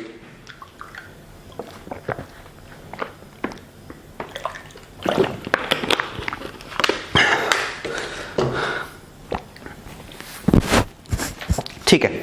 कोन की जो रेडियस है, आपको पता ही नहीं कि कोन की रेडियस को किस परसेंटेज से बढ़ाया गया है। कोन की रेडियस को कितना किया गया है, x से y, फिर रेडियस को कितना किया गया है, x से y, भाई 2 बार इंक्रीज किया गया है ना। तो अगर आपको परसेंटेज नहीं पता होती, कोई फ्रैक्शन नहीं पता होती, तो आप हमेशा ये मान लिया करो कि कोण की जो रेडियस है उसको x से कितना कर दिया गया है, y। कोण की हाइट को 16.66% बढ़ाया गया है। 16.66% का मतलब कितना होता है, 1/6, यानी कि कोण की हाइट को 6 से कितना किया गया है, 7। कोण की हाइट को 6 से कितना किया गया है, 7। और कोण का जो वॉल्यूम है वो कितना बढ़ा है, 68%। 68% का मतलब कितना होता है, 68/100, यानी कि 17/25। कितना, 17/25। यानी कि अगर पहले कोण का वॉल्यूम 25 था तो अब 17 बढ़ के कोण का वॉल्यूम कितना हो जाना चाहिए, 42। कितना हो जाना चाहिए कोण का वॉल्यूम, 42। तो ये कोण के वॉल्यूम का रेशियो है। बात समझेंगे, ये कोण के क्या है, वॉल्यूम का रेशियो है। तो बात समझ में आई ना सबको। अच्छा, ये कोण की रेडियस x से y हो रही है, कोण की रेडियस x से y हो रही है, कोण की हाइट 6 से 7 हो रही है। अगर मैं इन सब की मल्टीप्लाई करूं, सक्सेसिव लगाऊं, तो ये r इंटू h, यानी कि क्या मिलेगा, कोण का वॉल्यूम r इंटू h, कोण का फाइनल वॉल्यूम। यानी कि अगर इसमें मैं सक्सेसिव गुणा करूं तो मुझे कोण के वॉल्यूम का रेशियो मिलना चाहिए। तो x इंटू 6, यानी कि x square into 6, y into 7, यानी कि y स्क्वायर इंटू 7 बराबर होगा आपका 25/42 के। कितना होगा, 25/42 के। 7 से 42 6 बार कट गया, 6 इंटू 6 यहां पे आ गया, यानी कि x square upon y square बराबर हो गया 25/36 के। दोनों तरफ से अंडर रूट ले लोगे तो x बटे वाई की जो वैल्यू है वो कितनी आ जाएगी, 5/6। x बटे वाई की वैल्यू कितनी आएगी, 5/6। यानी कि जो कोण की रेडियस है उसको किस रेशियो से चेंज किया गया था, 5 से 6। कोण की रेडियस को किस रेशियो से चेंज किया गया था, 5 से 6। यानी कि रेडियस को 5 से 6 के रेशियो से चेंज किया गया था। यानी कि कोण की जो रेडियस है उसको कितना बढ़ाया गया था भाई, 20%। कोण की रेडियस को कितना बढ़ाया गया था, 20%। क्लियर है, बात समझ में आ रही कि नहीं। आपको बस कंसेप्ट एकदम क्लियर होना चाहिए कि कहां से गुणा करने पे क्या चीज आती है। भाई रेडियस इंटू हाइट कोण का वॉल्यूम होता है, तो रेडियस हो रही है x से y, ये रेडियस हो रही है x से y, क्योंकि पता ही नहीं है। हाइट हो रही है 6 से 7, वॉल्यूम हो रहा है 25 से 42। इन सब की गुणा करने पर वॉल्यूम का रेशियो मिलेगा। वॉल्यूम के रेशियो को 25 और ये 42 के इक्वल लग दिया, 25/42, this into this into this 25, this into this 42। x upon y का रेशियो मिल गया, क्वेश्चन सॉल्व हो गया। क्लियर है, इसमें कोई डाउट है किसी को, ठीक है ना। अच्छा, आप ये भी कर सकते हो, इसमें एक शॉर्ट मेथड भी है कि अगर आपको जैसे इस तरीके से कोई कॉम्बिनेशन बन जाए और आपको x और y का रेशियो लिखना हो, डायरेक्टली बिना कुछ करे, इस तरीके से कोई वैल्यू बन जाए, x से y हो रहा है, फिर x से y हो रहा है, फिर 6 से 7 हो रहा है, फाइनल वॉल्यूम में चेंज कितना हो रहा है, 25 से 42, और आपको x और y का रेशियो डायरेक्टली लिखना है, x रेशियो y। तो कैसे करोगे, यहां पे देखो न्यूमेरिकल वैल्यू क्या आ रही है, x और y की न्यूमेरिकल वैल्यू क्या आ रही है, 6 से 7, 25 से 42। तो ऐसे गुणा करो, 25 की 7 में गुणा करो, 25 की 7 में ऐसे गुणा करो, 6 की 42 में ऐसे गुणा करो, 6 की 42 में ऐसे गुणा करो। कोई दिक्कत है। और यहाँ पे x स्क्वायर और y स्क्वायर है, यानी कि स्क्वायर है, तो सॉल्व करने के लिए दोनों तरफ से क्या ले लो, अंडर रूट ले लो। अंडर रूट ले लोगे तो देखो अंडर रूट के अंडर रूट से 7 से 42 6 बार कट जाएगा, 25 का अंडर रूट 5 और 6 6 36 का अंडर रूट 6 आ जाएगा, 5 से 6, 5 से 6 आ गया, यानी कि कितना बढ़ गया, x से y रेशियो 5 से 6, यानी कि रेडियस को 20% बढ़ा गया। ऐसे गुणा करो सीधी सीधी, यहां पे गुणा होनी चाहिए, 7 की गुणा किस में होगी, 25 में, 6 की गुणा किस में होगी, 42 में, और ये x स्क्वायर और y स्क्वायर है, उसका क्या ले लोगे आप, अंडर रूट ले लोगे, यानी कि 5 से 6, यानी कि कितना बढ़ेगा, 20%। बात समझ में आई ना सबको, क्लियर है। इस तरीके से आप इसको कर सकते हो, या फिर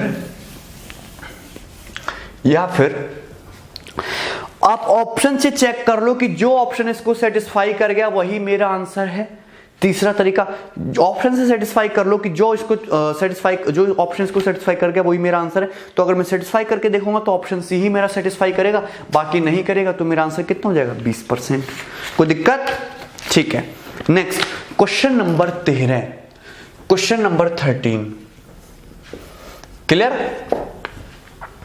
इन a cylinder the ratio of radius and height, एक किसी सिलेंडर की रेडियस और हाइट का रेशियो ये इतना है, रेडियस को बढ़ाया जाता है 50%, हाइट को घटाया जाता है 40%, तो वॉल्यूम में, सिलेंडर के वॉल्यूम में कितने प्रतिशत का चेंज आएगा।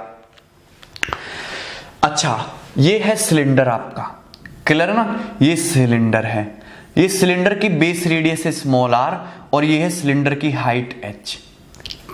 तो सिलेंडर का जो वॉल्यूम होना चाहिए वो पाई आर स्क्वायर एच होना चाहिए। पाई ये कांस्टेंट, इससे कोई फर्क नहीं पड़ेगा, और आर स्क्वायर एच का मतलब कितना होता है, आर इंटू आर। बात समझ में?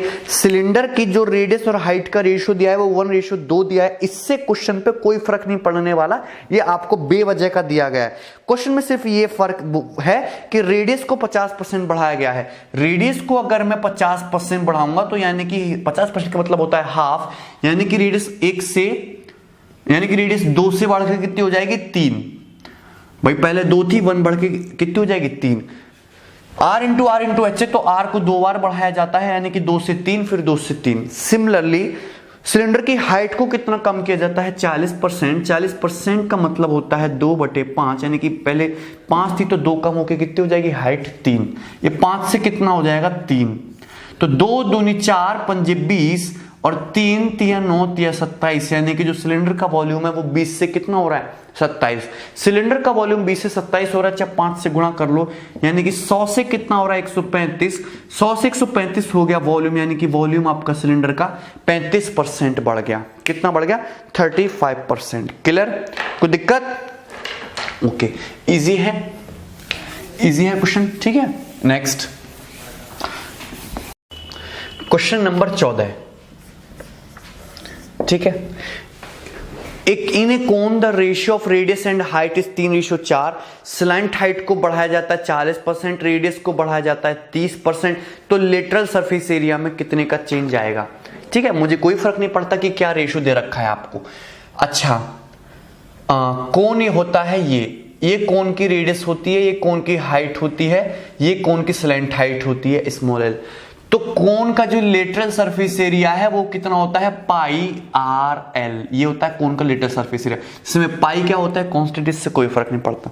कोन की रेडियस को कितना बढ़ाया जाता है, कोन की रेडियस को घटाया जाता है 30%, स्लैंट हाइट को बढ़ाया जाता है 40%।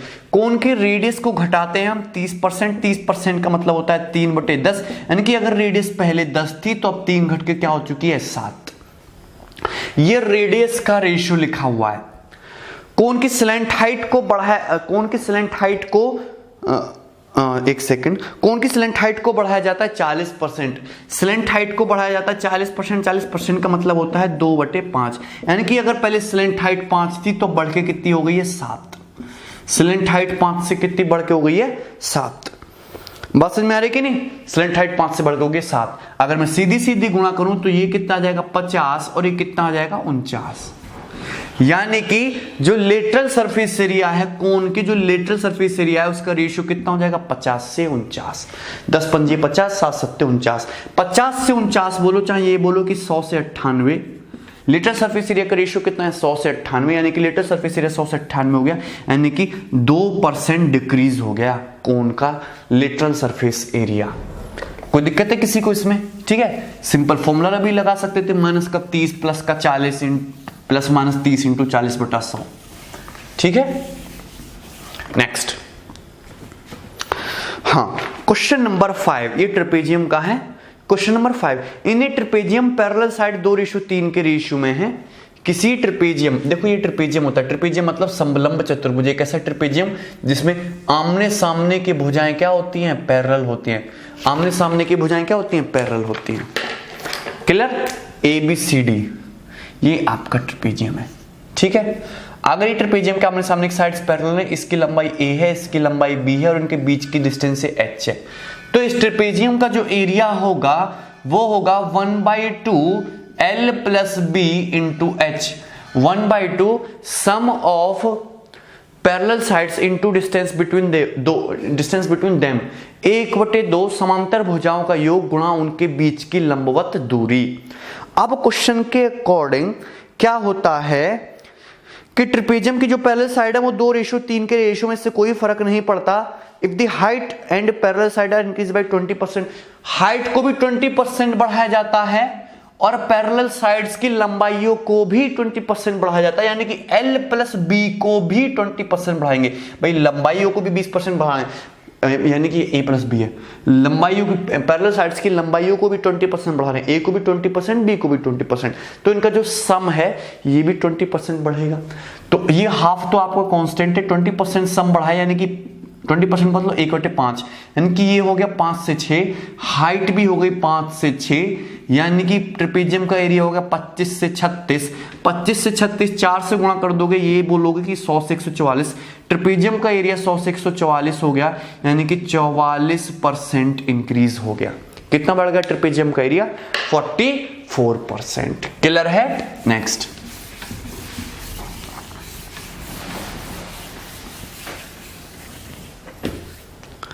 ठीक है, ओके। नेक्स्ट देखेंगे, in a pyramid of equilateral triangle base if the perimeter is increased by 20%, perimeter को 20% बढ़ाता हूं तो हाइट को कितने परसेंट रिड्यूस करूं जिससे कि वॉल्यूम क्या रहे? कांस्टेंट रहे। ठीक है, पिरामिड, पिरामिड,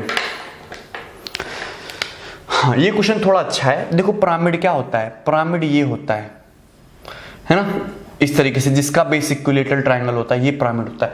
तो पिरामिड का जो वॉल्यूम होता है, पिरामिड का वॉल्यूम होता है 1/3 area of base, 1/3 area of base into height, ये होता है पिरामिड का वॉल्यूम।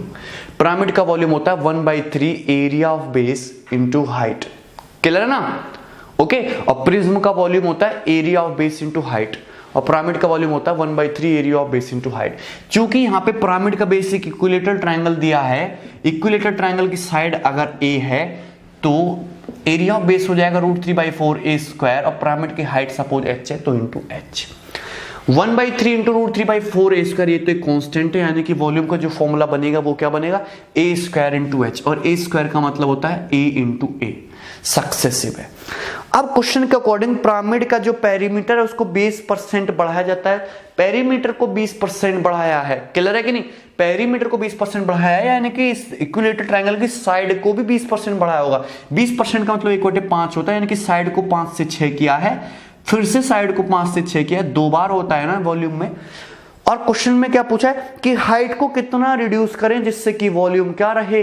कांस्टेंट रहे। तो हाइट को सपोज आपको नहीं पता क्या रिड्यूस करें, तो हाइट को सपोज क्या करते हैं हम? x से y। हाइट को सपोज क्या करते हैं? x से y। हाइट का आपको परसेंटेज ही नहीं पता तो हाइट को सपोज क्या करते हैं? x से y। और वॉल्यूम क्या रखना है आपको? कांस्टेंट रखना है, क्योंकि वॉल्यूम में कोई चेंज नहीं आना चाहिए, यानी कि वॉल्यूम का रेशियो क्या रहना चाहिए? 1:1। पहले भी वॉल्यूम 1 था, आज भी वॉल्यूम 1 होना चाहिए। तो वॉल्यूम का रेशियो रहेगा 1:1। कौन? इसके पिरामिड के वॉल्यूम का रेशियो 1:1। ये a स्क्वायर h वॉल्यूम आएगा, ये a square into h volume आएगा। क्लियर है कि नहीं?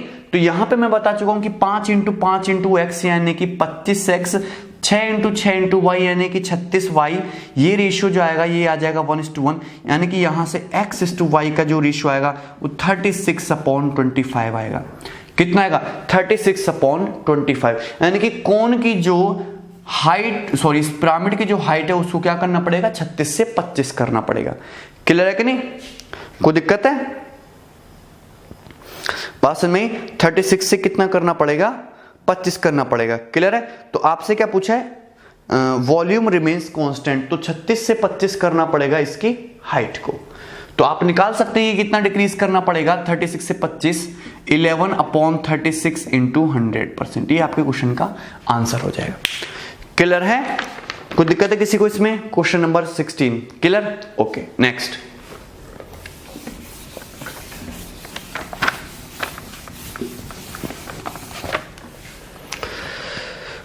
Question number 17।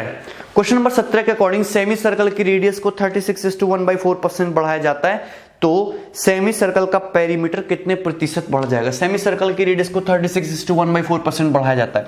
ये सेमी सर्कल होता है, अर्धवृत्त, इसकी ये रेडियस होती है। इसको अगर मैं 36:1/4% बढ़ाऊंगा तो ऑब्वियसली सेमी सर्कल का जो पेरीमीटर है, जो परिमाप है, वो भी 36:1/4% बढ़ जाएगा।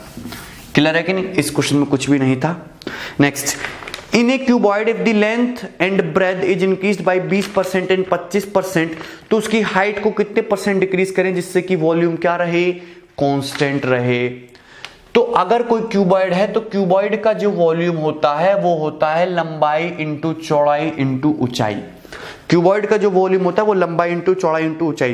क्यूबॉइड की लंबाई को बढ़ाया जाता है 20%, तो 20% का मतलब कितना होता है? 1/5। क्यूबॉइड की चौड़ाई को बढ़ाया जाता है 25%, 25% का मतलब होता है 1/4। क्लियर है ना। यानी कि अगर पहले क्यूबॉइड की लंबाई 5 थी तो 5 से बढ़ के कितनी हो गई 6। क्यूबॉइड की चौड़ाई को 25% बढ़ाया गया, यानी कि चौड़ाई कितनी होगी 4 से 5।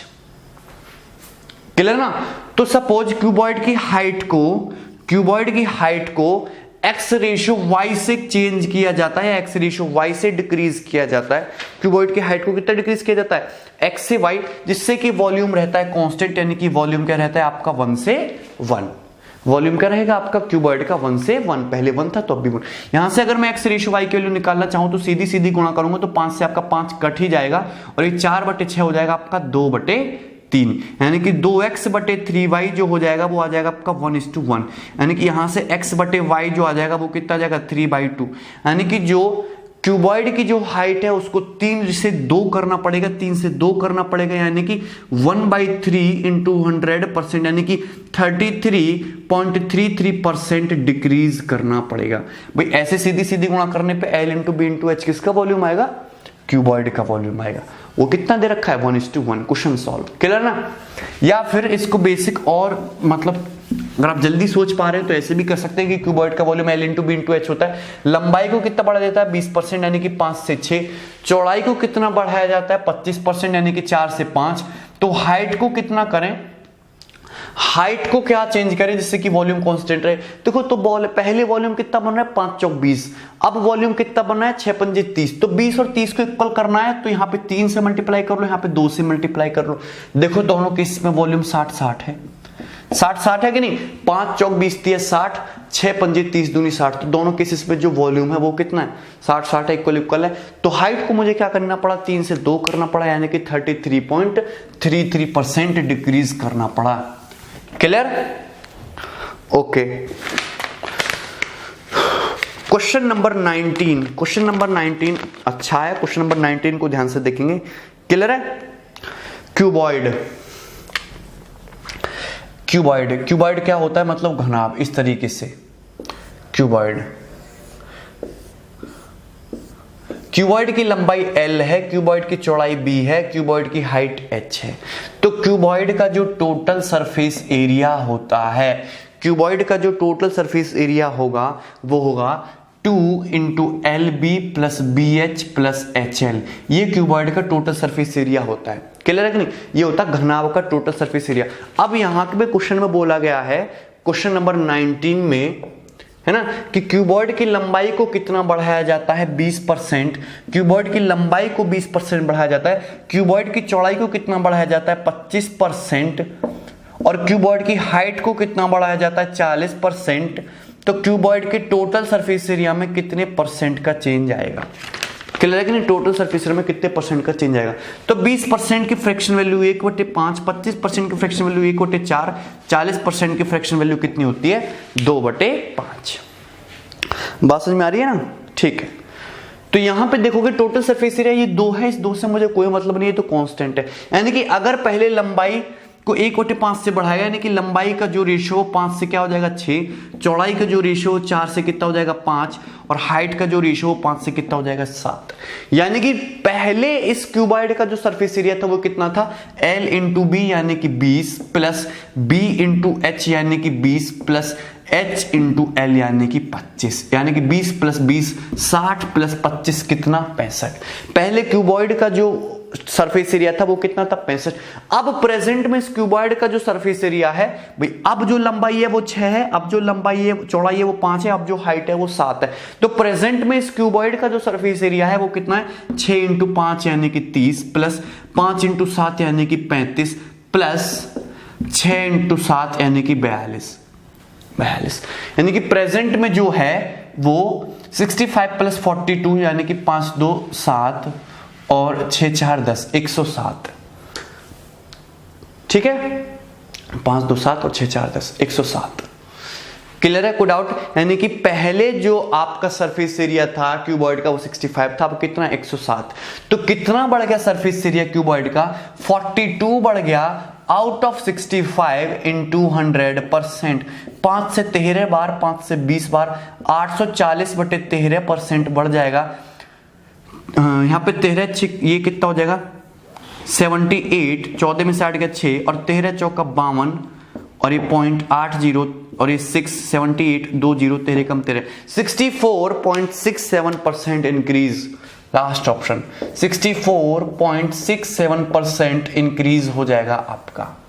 कोई दिक्कत है किसी को? क्लियर है ना? समझ में आ रहा है ना भाई? आपको यहाँ पे टोटल सरफेस एरिया में चेंज पूछा है। पहले लंबाई 5 थी, चौड़ाई 4 थी, हाइट 5 थी। अब लंबाई 6 है, चौड़ाई 5 है और हाइट 7 है। तो दोनों केसेस में मैंने टोटल सरफेस एरिया अलग अलग कैलकुलेट कर लिया और चेक कर लिया कि कितना सरफेस एरिया बढ़ा है। कोई दिक्कत किसी को? ठीक है, ओके। नेक्स्ट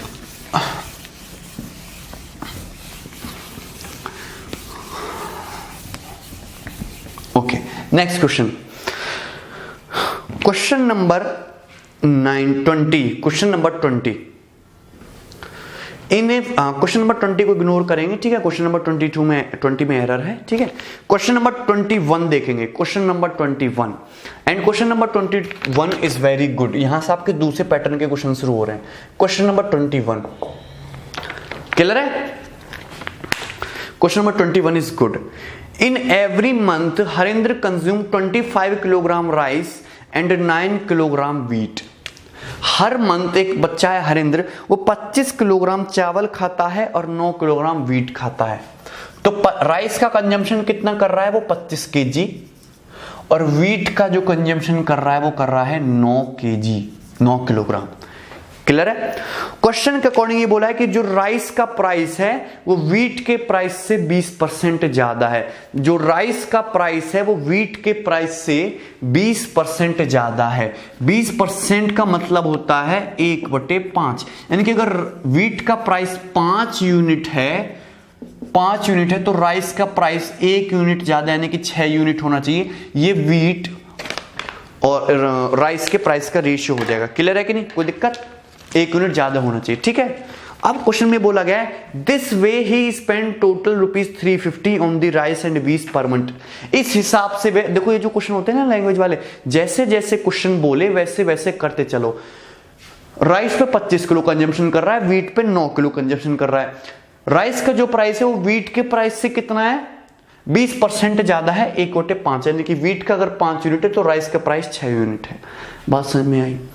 क्लियर है? ठीक है। अब क्वेश्चन में ये बोला गया है कि इस तरीके से वो 350 रुपए खर्च करता है व्हीट और राइस के कंजम्पशन पे। टोटल कितने खर्च करता है? 350 रुपीज, ठीक है। 350 रुपीज टोटल खर्च करता है। तो 25 किलोग्राम सामान 6 यूनिट के हिसाब से कितने का होता है? 150 रुपए का। और 9 किलोग्राम सामान 5 रुपए के हिसाब से कितने का होता है? ये 45 रुपए का। तो 150 + 45 कितना होता है? ये 155। एक second, 25। The price of rice is 20% of the rice of wheat. एक गड़बड़ हो गया यहां पे। The price of rice is 20% of the price of wheat. 20% का मतलब होता है 1/5। यानी कि व्हीट का प्राइस अगर 5 यूनिट है तो राइस का प्राइस व्हीट के प्राइस का 20% यानी कि कितना है? सिर्फ 1 यूनिट। क्लियर है ना? ये 1 यूनिट होना चाहिए था, मोर नहीं बोला है क्वेश्चन में, ठीक है। अब राइस का प्राइस 1 यूनिट है, 25 किलोग्राम वो खा रहा है तो टोटल कितने रुपए खर्च कर रहा है? 25 यूनिट। इन 5 यूनिट है, 9 केजी वो खा रहा है तो कितने खर्च कर रहा है? Total 45 unit. तो 25 + 45 यानी कि 70 यूनिट की वैल्यू कितने के बराबर दिया है क्वेश्चन में? 350 रुपए के। तो 1 यूनिट की वैल्यू कितने के बराबर हो जाएगी? 5 रुपए के। अगर 1 यूनिट की वैल्यू 5 रुपए है तो व्हीट का जो प्राइस है वो कितना हो गया? फिर 25 रुपए। 5 यूनिट की वैल्यू कितनी होगी? 25। और राइस का जो प्राइस है वो 1 यूनिट यानी कि कितना हो गया? 5 रुपए। बात समझ में है कि नहीं? राइस का प्राइस है जो वो 1 यूनिट यानी कि कितना हो गया? 5 रुपए। क्लियर? ये 5 रुपए और ये कितना हो गया आपका? 25 रुपए। क्लियर है? यहां तक किसी को कोई दिक्कत? यहां तक किसी को कोई दिक्कत नहीं होनी चाहिए, okay. If the price of wheat is increase by 20%, wheat का जो प्राइस है वो 20% बढ़ गया। व्हीट का जो प्राइस था वो पहले 25 था, ये 20% बढ़ गया। 25 का 20% होता है 5 रुपए, यानी कि व्हीट का प्राइस 5 रुपए बढ़ गया। यानी कि व्हीट का जो प्राइस है वो कितना हो गया? 30 रुपए पर केजी। पहले कितना था? 25 रुपए पर केजी। ये कितना था? 5 रुपए पर केजी। अगर 20% इंक्रीज हो गया तो कितना हो गया? ये 30 रुपए पर केजी हो गया। क्लियर है कि नहीं? व्हीट का जो प्राइस है वो 20% बढ़ गया, यानी कि 25 का 20% यानी कि 5 रुपए पर केजी बढ़ गया। यानी कि व्हीट का जो प्राइस है वो कितना हो गया? 30 रुपए पर केजी। वीट का जो प्राइस है वो कितना हो गया 30 रुपए पर केजी। अब क्वेश्चन में क्या बोला गया है, क्वेश्चन में ये बोला गया है कि what is the percentage reduction of rice consumption ₹4.350, कि राइस के कंजम्पशन में कितने परसेंटेज का रिडक्शन होगा यदि राइस के कंजम्पशन में कितने परसेंटेज का रिडक्शन होगा यदि वीट का जो प्राइस है वो कांस्टेंट है, सॉरी वीट का जो कंजम्पशन है उसको कांस्टेंट रखा गया है और राइस का जो प्राइस है उसको कांस्टेंट रखा गया है। ठीक है, यानी कि वीट अगर पहले 9 केजी खा रहे थे तो आज भी 9 केजी ही खा रहे हैं, लेकिन इस समय प्राइस 30 रुपए पर केजी हो गया, यानी कि वीट पे टोटल कितना खर्च हो रहा है 270 रुपए खर्च हो रहा है। वीट पे टोटल 270 रुपए खर्च हो रहा है, लेकिन हमारे पॉकेट में तो 350 ही रुपए हैं, तो राइस पे कितना खर्च हो रहा है, राइस पे कितना खर्च हो रहा है 80 रुपए। राइस पे कितना खर्च हो रहा है 80 रुपए। राइस पे 80 रुपए खर्च हो रहा है और राइस का जो प्राइस है वो कांस्टेंट रखा गया है, यानी कि राइस का प्राइस 5 रुपए पर केजी ही रखा गया है। तो अगर राइस का प्राइस 5 रुपए पर केजी रखा गया है तो राइस पे कितना खर्च हो रहा है आपका 16 किलोग्राम। भाई 5 रुपए पर केजी के हिसाब से 80 रुपए में कितना सामान आएगा 16 किलोग्राम राइस आएगा। तो पहले हम यूज कर रहे थे 25 किलोग्राम राइस, लेकिन अब यूज करने लगे कितने 16 किलोग्राम राइस, यानी कि 9 किलोग्राम राइस कम यूज कर रहे हैं ओवर 25 गुणा 100, और 25 चौका 100 यानी कि 36% रिडक्शन हो जाएगा राइस के कंजम्पशन में। कोई दिक्कत किसी को, 36% कंजम्पशन और रिडक्शन हो जाएगा आपके राइस के कंजम्पशन में। ठीक है, तो बहुत बढ़िया क्वेश्चन है, ये आपके एग्जाम में आ सकता है, ये नहीं आया है अभी तक। ठीक है, ये शायद सर्वेश कुमार वर्मा का क्वेश्चन है। ओके, चलिए next question number 22। Question number 22, question number 22 क्या बोलता है कि बस फेयर एंड ट्रेन फेयर, बस का किराया और रेल का किराया दार्जिलिंग से कोलकाता के बीच में 20 रुपए है और 30 रुपए है। तो ये है तुम्हारा बस फेयर रेल का, बस का किराया, और ये है तुम्हारा ट्रेन फेयर रेल का किराया। तो दार्जिलिंग से कोलकाता के बीच में बस किराया है 20 रुपए और ट्रेन फेयर है 30 रुपए। ट्रेन फेयर जो है वो कितना बढ़ जाता है 20%। ट्रेन फेयर बढ़ जाता है आपका 20%, यानी कि 30 का 20%, यानी कि ट्रेन फेयर कितना हो जाता है 36 रुपए। और बस फेयर जो है वो बढ़ जाता है आपका 10%, बस फेयर आपका 10% बढ़ जाता है, यानी कि बस फेयर हो जाता है आपका 22 रुपए। बस फेयर हो जाता है 22 रुपए। आपसे पूछा है ratio of new train fare to new bus fare, नए ट्रेन फेयर और नए बस फेयर का रेशियो कितना है। रेशियो 36:22 यानी कि 18:11। ठीक है, ये क्वेश्चन ये था कि आपको बस ध्यान देना है कि कौन सी चीज कहां पे लिखनी है, ठीक है ना, इसलिए ये क्वेश्चन था। Okay, next question number 24। Question number 24 is again very good, ये आपके एसएससी मेंस या प्री का पूछा हुआ क्वेश्चन है। क्वेश्चन नंबर 24, ठीक है, question number 24 is very good. Red blood cell in a blood sample grows by 10% per our in first 2 our. जो आपके ब्लड में रेड सैंपल होते हैं वो हर घंटे 10% बढ़ जाते हैं प्रथम 2 घंटों के लिए, अगले घंटे 10% डिक्रीज हो जाते हैं। It remains constant in next 1 hour, अगले घंटे के लिए कांस्टेंट रहते हैं, कोई फर्क नहीं पड़ता। Again increases by 5% per hour in next 2 our, और अगले घंटे क्या हो जाते हैं 5% बढ़ जाते हैं नेक्स्ट 2 आवर के लिए। बात समझ में आ रही कि नहीं। इफ द ओरिजिनल काउंट, यदि ओरिजिनल काउंट 40,000 था तो approximate red blood cell count पूछा है आपसे 6 घंटे बाद। ठीक है, कुछ नहीं है, आपको क्या लगाना है, यहाँ पे सक्सेसिव लगाना है। क्या लगाना है, सक्सेसिव लगाना है। जो रेड ब्लड सेल हैं वो पहले घंटे कितना बढ़ता है 10%, दूसरे घंटे कितना बढ़ता है 10%। 10% का मतलब 1/10, 10% का मतलब 1/10, यानी कि पहले घंटे ब्लड सेल 10 से हो गया 11, दूसरे घंटे ब्लड सेल आपका 10 से कितना हो गया 11। फिर अगले घंटे जो है वो ब्लड सेल 10% डिक्रीज हो जाता है, 10% डिक्रीज हो गया, यानी कि 10 से कितना हो गया 9। अगले घंटे जो ब्लड सैंपल है वो कांस्टेंट रहा, कोई फर्क नहीं पड़ा, यानी कि 1 से क्या रहा, 1 ही रहा ब्लड सैंपल, ब्लड जो है। फिर अगले घंटे इंक्रीज हो गया रेड ब्लड सेल 5% से, तो 5% का मतलब कितना होता है 1/20, यानी कि अगर पहले ब्लड सैंपल 20 था तो बढ़ के अब 21 हो गया। ये 2 घंटे के लिए हुआ है, यानी कि 20 से था तो 20 से बढ़ के अब कितना हो गया 21। बात समझ में कि नहीं, 20 से 1 बढ़ के कितना हो गया 21। Clear.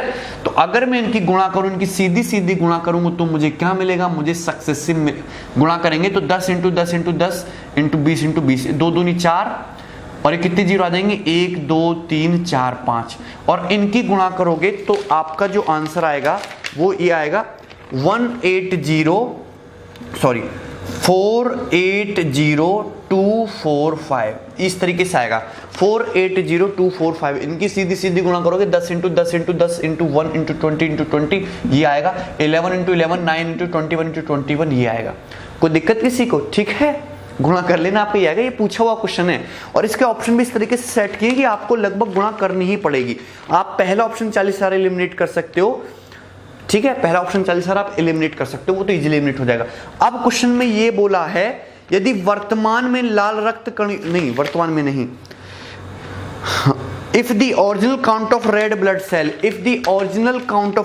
cell in the sample is 40,000, यदि ओरिजिनल जो ब्लड रेड सेल थी वो सैंपल में कितनी थी 40,000, तो प्रेजेंट में कितनी है, यानी कि इसकी वैल्यू दे रखी है कितनी 40,000 दे रखी है, यानी कि 1/10, तो 1 जीरो चुपकानी है, यहाँ पे 10 से भाग कर दो, तो यहाँ भी किससे कर दोगे 10 से भाग, यानी कि अगर ओरिजिनली 40,000 ब्लड सेल थी तो अब प्रेजेंट में 4802.4.5 ब्लड सेल होनी चाहिए, जो कि अप्रोक्सीमेटली किसके इक्वल है 48025 के इक्वल है, यानी कि मेरा आंसर कौन सा हो गया, ये सी ऑप्शन करेक्ट हो गया। ठीक है ना, क्लियर है, 48025 यानी कि कौन सा आंसर करेक्ट हो गया, C option is correct. Clear है ना, ओके नेक्स्ट। हाँ, क्वेश्चन नंबर 25। क्वेश्चन नंबर 25 भी आपके एग्जाम का पूछा हुआ क्वेश्चन है, ये भी आपके पेपर में पूछा गया है। ठीक है, मैंने सिर्फ वही क्वेश्चन पिक किए जो आपके एसएससी में पूछे गए हैं, टफ वाले, इजी वाले नहीं लिए। The strength of A school increases and decreases every alternate year. एक स्कूल है, उसकी जो स्ट्रेंथ है 1 साल बढ़ती है फिर 1 साल घटती है, 1 साल बढ़ती है 1 साल घटती है। It starts with increase by 10%, पहले ये 10% बढ़ती है पहले साल, एंड देयर आफ्टर डिक्रीज होती है सेम तरीके से। Which of the following is definitely true, कौन सा डेफिनेटली ट्रू होगा about the strength of school, school की स्ट्रेंथ के बारे में सन 2000 में अगर मैं कंपेयर करूं 96 से, भाई 96 से कंपेयर करना है आपको सन 2000 में स्कूल की स्ट्रेंथ के बारे में, तो पहले साल क्या है कि 10% इंक्रीज होना है, फिर 10% डिक्रीज होना है, फिर 10% इंक्रीज होना है, फिर 10% डिक्रीज होना है, तो टोटल कितनी बार हो गया, ये 4 बार हो गया। टोटल कितनी बार हो गया, 4 बार हो गया। तो अगर मैं 10% इंक्रीज करूंगा, 10% का मतलब कितना होता है 1/10, तो 10 से कितना हो जाएगा 11। अगर मैं नेक्स्ट ईयर 10% डिक्रीज होगी स्कूल की स्ट्रेंथ, तो 10 से कितनी हो जाएगी 9। अगले साल अगर 10% इंक्रीज होगी तो स्कूल की स्ट्रेंथ कितनी हो जाएगी 10 से 11। अगले साल अगर स्कूल की स्ट्रेंथ 10% डिक्रीज होगी तो 10 से कितनी रह जाएगी 9।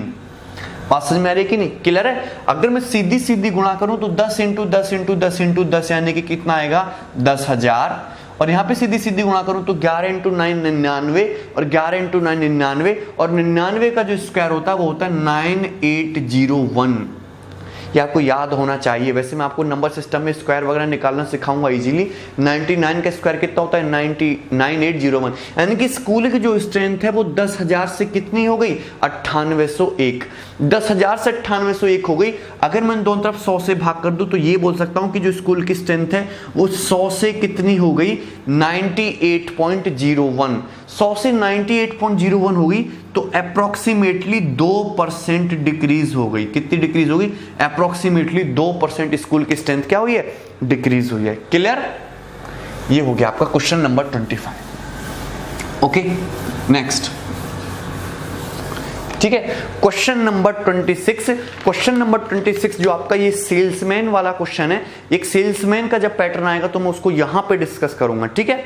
Next question number 27, question number 27 देखेंगे सब लोग। द डिफरेंस बिटवीन, ये देखो क्वेश्चन बहुत अच्छा है, ये क्वेश्चन बहुत अच्छा है और ये क्वेश्चन आपके किसी बैंकिंग के एग्जाम का पूछा हुआ है। The difference between the population of city 2 consecutive years ago from today is 5000। मतलब इसको क्वेश्चन को बड़े ध्यान से देखना, इसकी लैंग्वेज बड़ी कंफ्यूजिंग है।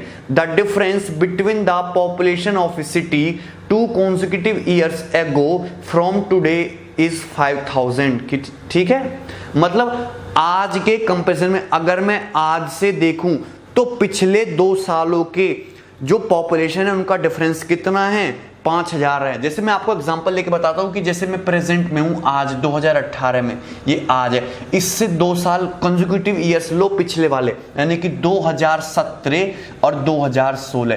तो किसी जो टाउन है बोलो या कुछ भी बोलो, उसकी जो टाउन की जो पॉपुलेशन थी 2016 या 2017, आज से जो 2 कॉन्सेक्यूटिव ईयर्स एगो हैं उनका डिफरेंस कितना दिया है आपको, 5000। The difference between the population of A city 2 consecutive years ago from today is 5000। यानी कि अगर आज 5000 है, सॉरी सन 2018 से मैं देख रहा हूं तो 2 consecutive years ago यानी कि 2 साल पहले, यानी कि 2016-2017 की जो पॉपुलेशन का डिफरेंस कितना है, 5000। ठीक है, if there is 10% increase in population per year, और हर साल जो पॉपुलेशन है वो कितनी बढ़ रही है, 10% बढ़ रही है प्रीवियस ईयर से। तो सिटी की जो पॉपुलेशन है वो प्रेजेंट में कितनी है, सिटी की जो पॉपुलेशन है वो प्रेजेंट में कितनी है, सिटी की पॉपुलेशन जो है वो हर बार कितनी बढ़ रही है, 10%। और 10% का मतलब कितना होता है, 1/10। यानी कि सिटी की जो पॉपुलेशन है वो 10% बढ़ रही है। 10% मतलब कितना होता है, 1/10। यानी कि अगर सपोज 2016 में पॉपुलेशन 100 थी तो 2017 में 10% बढ़ के कितनी हो जानी चाहिए, 110। और 2018 में फिर से 10% बढ़ के 110 का 10% 11 बढ़ के 2018 में पॉपुलेशन हो जानी चाहिए 121। बात समझ में आ रही कि नहीं? अगर 2016 में मैं पॉपुलेशन 100 थी तो 2017 में 10% बढ़ के 110 और 2018 में फिर से 10% बढ़ के 110। और 2016 और 2017 में यानी कि प्रेजेंट से जो 2 कॉन्सेक्यूटिव ईयर्स एगो हैं उनका डिफरेंस दे रखा है 5000। यानी कि 110 और 100 का डिफरेंस यानी कि 10 रेशियो को 5000, 1 रेशियो को कितनी दे रखी है, 500। और क्वेश्चन में पूछा है कि प्रेजेंट पॉपुलेशन ऑफ सिटी, तो प्रेजेंट पॉपुलेशन ऑफ सिटी कितनी है, 121 रेशियो, यानी कि 121 गुणा 500 यानी कि 60,500। तो सिटी की प्रेजेंट पॉपुलेशन कितनी है, 60500। कोई दिक्कत किसी को, क्लियर है? नेक्स्ट बढ़ेंगे और नेक्स्ट क्वेश्चन करने की कोशिश करेंगे, question number 28। Okay, question number 28। Present population of A state is 27,500। एक स्टेट की जो प्रेजेंट पॉपुलेशन है वो 27,500 है। 2 साल के बाद ये पॉपुलेशन 40,931 हो गई। कितनी होगी, 40,931। तो आपसे पूछा है कि रेट ऑफ इंक्रीज कितना है, परसेंटेज रेट ऑफ इंक्रीज कितना है। क्लियर है ना? आपको परसेंटेज रेट ऑफ इंक्रीज पूछा है पॉपुलेशन के बारे में। ठीक है, बड़े ध्यान से देखेंगे, बहुत इजी, बहुत सरल क्वेश्चन है। ठीक है, ये देखो, पहले पॉपुलेशन कितनी थी, 27,500, प्रेजेंट में कितनी होगी, 40,931 2 सालों में। तो 2 सालों में जो सपोज रेट ऑफ इंक्रीज आपको पता ही नहीं है, तो सपोज फ्रैक्शन पॉपुलेशन कितनी हो जा रही है, x से y, फिर कितनी हो जा रही है, x से y, कितनी हो जा रही है, x से y, कितना हो जा रहा है, x से y। आपको परसेंटेज पता ही नहीं है तो आप फ्रैक्शन को क्या एज्यूम कर लिया करो, x से y, x initial value, y final value, फिर अगले साल फिर x से y, क्योंकि सेम रेट से इंक्रीज हो रही है। अच्छा, पहले पॉपुलेशन कितनी थी, 27,500, और अब पॉपुलेशन कितनी होगी, 40,931। ये हो गया पॉपुलेशन का रेशियो। क्लियर ना? x से y सक्सेसिव हो गया, 27,500 से कितना हो गया, 40,931। अगर मैं देखूं तो ये कटना चाहिए, तो 11 दूनी 22 और 11 पंजे 25 से 2500, 11 तिया 33, 7 11 सत्ते 77 और ये 2, 11 दूनी 22 और 11 एकम 11, 3721। क्लियर है? बात समझ में आ रही है कि नहीं? ठीक है, 3721। ओके, 2500 और 3721 ये रेशियो आ रहा है, 2500 और 3721। अगर मैं सीधी सीधी मल्टीप्लाई करूं तो x इंटू एक्स बनेगा आपका x square, y into y बनेगा y स्क्वायर, जो कि बराबर होना चाहिए 2500 अपॉन 3721 के। 2500 अपॉन 3721 के दोनों तरफ से स्क्वायर रूट लेंगे, अंडर रूट लेंगे, तो x बटे y जो बनेगा वो 2500 का अंडर रूट यानी कि 50 और 3721 का अंडर रूट यानी कि 61। भाई 60 का अंडर रूट होता है, 60 का स्क्वायर होता है 3600, तो 61 का ही होना चाहिए 3721 और फुल स्क्वायर बनना ही चाहिए। क्लियर है कि नहीं?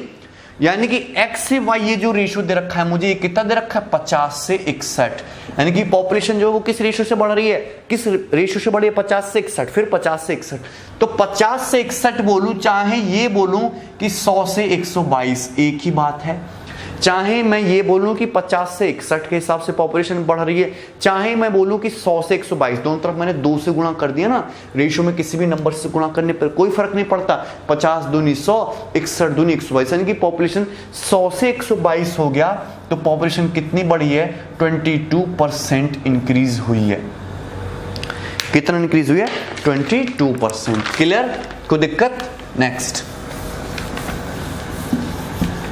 ओके, नेक्स्ट क्वेश्चन देखेंगे, क्वेश्चन नंबर 29। क्वेश्चन नंबर 29 थोड़ा अच्छा क्वेश्चन है, question number 29 is good. Clear है? इसको देखेंगे। A man spends 80% of his income, एक मैन अपनी इनकम का, ऐसे क्वेश्चन मैंने लास्ट सीट में कराए थे, 2-3 क्वेश्चन में से कराए थे, 2-3 5-6 कराए थे, सेम उसी टाइप का पर थोड़ा सा चेंज है। A man spends 80% of his income, एक आदमी अपनी इनकम का 80% खर्च करता है, ठीक है, कोई दिक्कत नहीं है। With an increase in the cost of living expenditure increases by 37.5%, और उसका जो एक्सपेंडिचर है, जो खर्चा है, वो 37.5% बढ़ जाता है, 37.5% बढ़ जाता है। इनकम भी जो है वो 16 से ही 2/3 यानी कि 16 से ही 2/3% बढ़ जाती है इनकम। तो उस पूछा है क्वेश्चन में कि उसकी प्रेजेंट सेविंग कितने प्रतिशत है, वर्तमान में सेविंग उसकी कितने प्रतिशत, प्रेजेंट सेविंग कितनी है उसकी, व्यक्ति की वर्तमान प्रतिशत बचत कितनी है। अच्छा, बचत के बारे में पूछा है, बचत होती कितनी है, इनकम माइनस एक्सपेंडिचर बराबर सेविंग होता है, ठीक है ना, आय माइनस खर्चा बराबर बचत होता है, इनकम माइनस एक्सपेंडिचर सेविंग होता है। एक आदमी अपनी इनकम का कितना भाग खर्च करता है 80%, 80% का मतलब कितना होता है 4/5, यानी आदमी की इनकम 5 है तो वो 4 खर्च करता है, यानी कि सेव कितना करता है 1, सेव कितना करता है 1। सुविधा के हिसाब से हम 2-2 चीजें चिपका लेंगे, यानी कि आदमी की इनकम 500 है तो 400 रुपए खर्च करता है, तो सेव कितना करता है 100, सेव कितना करता है 100। बात समझ में है कि नहीं? क्लियर है? सेविंग कितना करता है वो 100 का करता है, ठीक है। अब आदमी की जो इनकम है वो कितना बढ़ जाती है, 16 से ही 2/3% बढ़ जाती है। 16 से ही 2/3% का मतलब होता है 1/6, तो आदमी की जो इनकम है वो 1/6 बढ़ जाती है। तो आदमी की जो इंक्रीज इनकम है वो कितनी हुई है 500/6। भाई 500 का 500/6 बढ़ेगी तो आदमी की इनकम कितने रुपए बढ़ेगी 500/6 बढ़ेगी आदमी की इनकम। समझ में है कि नहीं? क्लियर है? आदमी की जो इनकम है वो 500 का 1/6 यानी कि 500/6 रुपए बढ़ जाएगी। आदमी का एक्सपेंडिचर भी कितना बढ़ता है 37.5% आदमी का एक्सपेंडिचर बढ़ता है। 37.5% का मतलब होता है 3/8, यानी कि आदमी की अगर एक्सपेंडिचर पहले 400 रुपए था तो 400 का 3/8 यानी कि 150 रुपए आदमी का एक्सपेंडिचर बढ़ जाएगा। 150 रुपए आदमी का एक्सपेंडिचर बढ़ जाएगा। कितना बढ़ जाएगा 150 रुपीज। 150 रुपीज आदमी का एक्सपेंडिचर बढ़ गया। 500/6 आदमी की तनख्वाह बढ़ गई तो आदमी की जो सेविंग है वो 500/6 माइनस 150 यानी कि 15 ये कितना हो गया 900। 500 माइनस 900/6 यानी कि माइनस का 400/6 यानी कि जो आदमी की सेविंग है वो 400/6 रुपए क्या हो गई कम हो गई। आदमी की जो सेविंग है वो 400/6 क्या हो गई कम हो गई। 400/6 रुपए कम हो गई यानी कि आदमी की अगर सेविंग पहले 100 रुपए थी तो अब 400/6 रुपए कम हो गई यानी कि 100 माइनस 400/6 आदमी की जो प्रेजेंट सेविंग है वो 600 माइनस 400/6 यानी कि 200/6 रुपए। ये आदमी की प्रेजेंट सेविंग है, वर्तमान में बचत है कि आदमी की जो वर्तमान में बचत है वो कितनी है 200/6 रुपए। आदमी की जो वर्तमान में बचत है वो कितनी है 200/6 रुपए। लेकिन आदमी की वर्तमान में बचत सिर्फ 200/6 रुपए, लेकिन आदमी की जो वर्तमान में तनख्वाह है वो कितनी है 530 ही थी प्लस 500/6 और बढ़ गई यानी कि आदमी की जो तनख्वाह है वो 500 कॉमन आ जाएगा 500 गुणा 7/6 रुपए हो गई। आदमी की जो वर्तमान में तनख्वाह है वो कितनी होगी 500 गुणा 7/6। ये थोड़ा अच्छा क्वेश्चन है। आदमी 500 थी ही 500/6 और बढ़ गई तो कितना होगी 500 गुणा 7/6। तो आदमी की जो सेविंग बचत, आदमी की जो सेविंग परसेंटेज है वो कितना है। क्वेश्चन में क्या पूछा कि आदमी की जो न्यू सेविंग परसेंटेज है वो कितना है। तो आदमी 500 गुणा 7/6 रुपए की तनख्वाह में 500 गुणा 7/6 रुपए की तनख्वाह में 200/6 रुपए की बचत कर रहा है, 100 से गुणा करो, परसेंटेज के साइन लगो, तो यही क्या है, यही क्या है, आदमी की सेविंग परसेंटेज है कि नहीं। आदमी 500 गुणा 7/6 रुपए की तनख्वाह में 200/6 रुपए की बचत कर रहा है, तो यही क्या है, सेविंग परसेंटेज है। क्लियर है कि नहीं। सेविंग परसेंटेज मतलब 500 गुणा 7/6 रुपए की तनख्वाह में 200/6 रुपए की प्रेजेंट में बचत कर रहा है, 100 से गुणा करो तो 21 में हो जाएगा, परसेंटेज में कन्वर्ट हो जाएगा। देखो 6 से आपका 6 कट जाएगा, 2 जीरो से आपका 2 जीरो कट जाएगा, 5 से 100 आपका 20 बार कट जाएगा, 20 दूनी 40/7% आ जाएगा। 40/7 का मतलब 7 पंजे 35, 35 प्लस 5 40, 5 सही 5/7%। उस आदमी की प्रेजेंट सेविंग है 5 सही 5/7%। ये आपका आंसर है, कोई दिक्कत। क्लियर है, अच्छा क्वेश्चन है, ठीक है। आगे बढ़ेंगे और नेक्स्ट क्वेश्चन करेंगे, ठीक है। क्वेश्चन नंबर 30 जो हमारे आज के सेशन का लास्ट क्वेश्चन भी होगा, ठीक है। और जो इसमें क्वेश्चन रह जाएंगे उनको मैं नेक्स्ट क्लास में बताऊंगा, और जो इस पे कंसेप्ट है और जो आगे वाले कंसेप्ट है वो भी बताऊंगा। एक सीक्वेंस से हम लोग चीजें करने की कोशिश कर रहे हैं यहाँ पे। If the height of A triangle is decreased bye 40%, किसी त्रिभुज की ऊंचाई को 40% कम किया जाता है और बेस को 40% बढ़ाया जाता है, तो उसके एरिया में कितना फर्क पड़ेगा, एरिया में कितना फर्क पड़ेगा। देखो मैं आपको तरीका बताता हूं, एक आपको मैं कंसेप्ट बताता हूं, सब लोग बड़े ध्यान से देखेंगे कंसेप्ट। कोई क्वांटिटी k है, कोई क्वांटिटी k है, पहले मैंने इसको x% बढ़ाया, पहले मैंने इसको x% बढ़ाया तो आपको कोई दूसरी क्वांटिटी मिल जाएगी, फिर मैंने उसको x% घटाया। क्लियर है कि नहीं। तो जो नेट चेंज आएगा, जो नेट चेंज आएगा वो कितने का होगा, यानी कि k क्वांटिटी में जो नेट प्रतिशत चेंज आएगा वो कितने का होगा, वो हमेशा डिक्रीज हो जाएगी क्वांटिटी। कितना, x²/100% हमेशा क्या आएगा, डिक्रीज हो जाएगा। नेट चेंज जो आएगा वो कितना आएगा, x²/100%। क्या हो जाएगी, क्वांटिटी हमेशा डिक्रीज होगी। अगर कोई क्वांटिटी सपोज आपकी k है, पहले मैंने उसको x% बढ़ाया फिर x% से ही कम किया, तो नेट चेंज क्या आएगा कि वो क्वांटिटी x²/100% डिक्रीज हो जाएगी, हमेशा डिक्रीज होगा।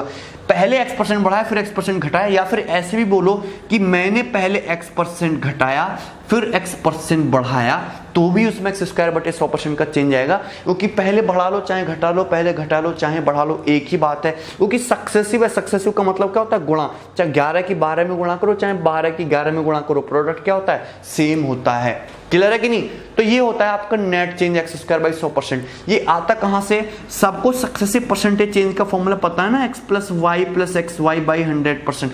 तो पहले मैंने किसी क्वांटिटी को x% से बढ़ाया यानी कि +x से बढ़ाया, फिर x% से घटाया यानी कि -x से बढ़ाया। x की जगह क्या आएगा, -x। तो x की जगह मैं +x रखूंगा, y की जगह मैं -x रखूंगा, x की जगह मैं +x रखूंगा, y की जगह मैं -x रखूंगा, अपॉन 100 रखूंगा। x से आपका x कट जाएगा तो क्या आ रहा है रिजल्ट, -x²/100% आ रहा है। माइनस का क्या साइन इंडिकेट कर रहा है, माइनस का साइन इंडिकेट कर रहा है कि आपका जो नेट चेंज है वो क्या हो जाएगा, हमेशा डिक्रीज होगा, यानी कि आपकी वैल्यू क्या होगी, वो हमेशा घटेगी। कोई दिक्कत किसी को। तो जैसे इस क्वेश्चन में बोला गया है कि एक ट्राइंगल की, एक ट्राइंगल का जो हाइट है उसको 40% घटाया जाता है। ट्राइंगल की हाइट को 40% घटाया और ट्राइंगल के बेस को 40% बढ़ाया, तो सक्सेसिव होता है। एरिया बराबर क्या होता है, 1/2 लंबाई इंटू चौड़ाई, 1/2 base into height, 1/2 base into height, 1/2 constant है, बेस इंटू हाइट का है सक्सेसिव। इसको 40% घटाया, इसको 40% बढ़ाया, तो ट्राइंगल के एरिया में जो चेंज आएगा वो 40²/100 यानी कि -1600/100, 2 जीरो से 2 जीरो काटोगे यानी कि -16% का आएगा, यानी कि त्रिभुज का जो एरिया है वो 16% कम हो जाएगा। क्लियर है कि नहीं, कोई दिक्कत। त्रिभुज का जो एरिया है वो 16% कम हो जाएगा, ठीक है भाई। अब देखो इसमें जो नेक्स्ट क्वेश्चन है 25 क्वेश्चन, इसमें जो पॉपुलेशन वाले क्वेश्चन है वो थोड़े टफ क्वेश्चन है। आगे जितने भी क्वेश्चन है टफ क्वेश्चन है, इजी क्वेश्चन नहीं है, उनको नेक्स्ट क्लास में करेंगे, ठीक है। और जो हमारी नेट सीट 4 है उसके जो कॉन्सेप्ट है वो भी नेक्स्ट क्लास में करेंगे।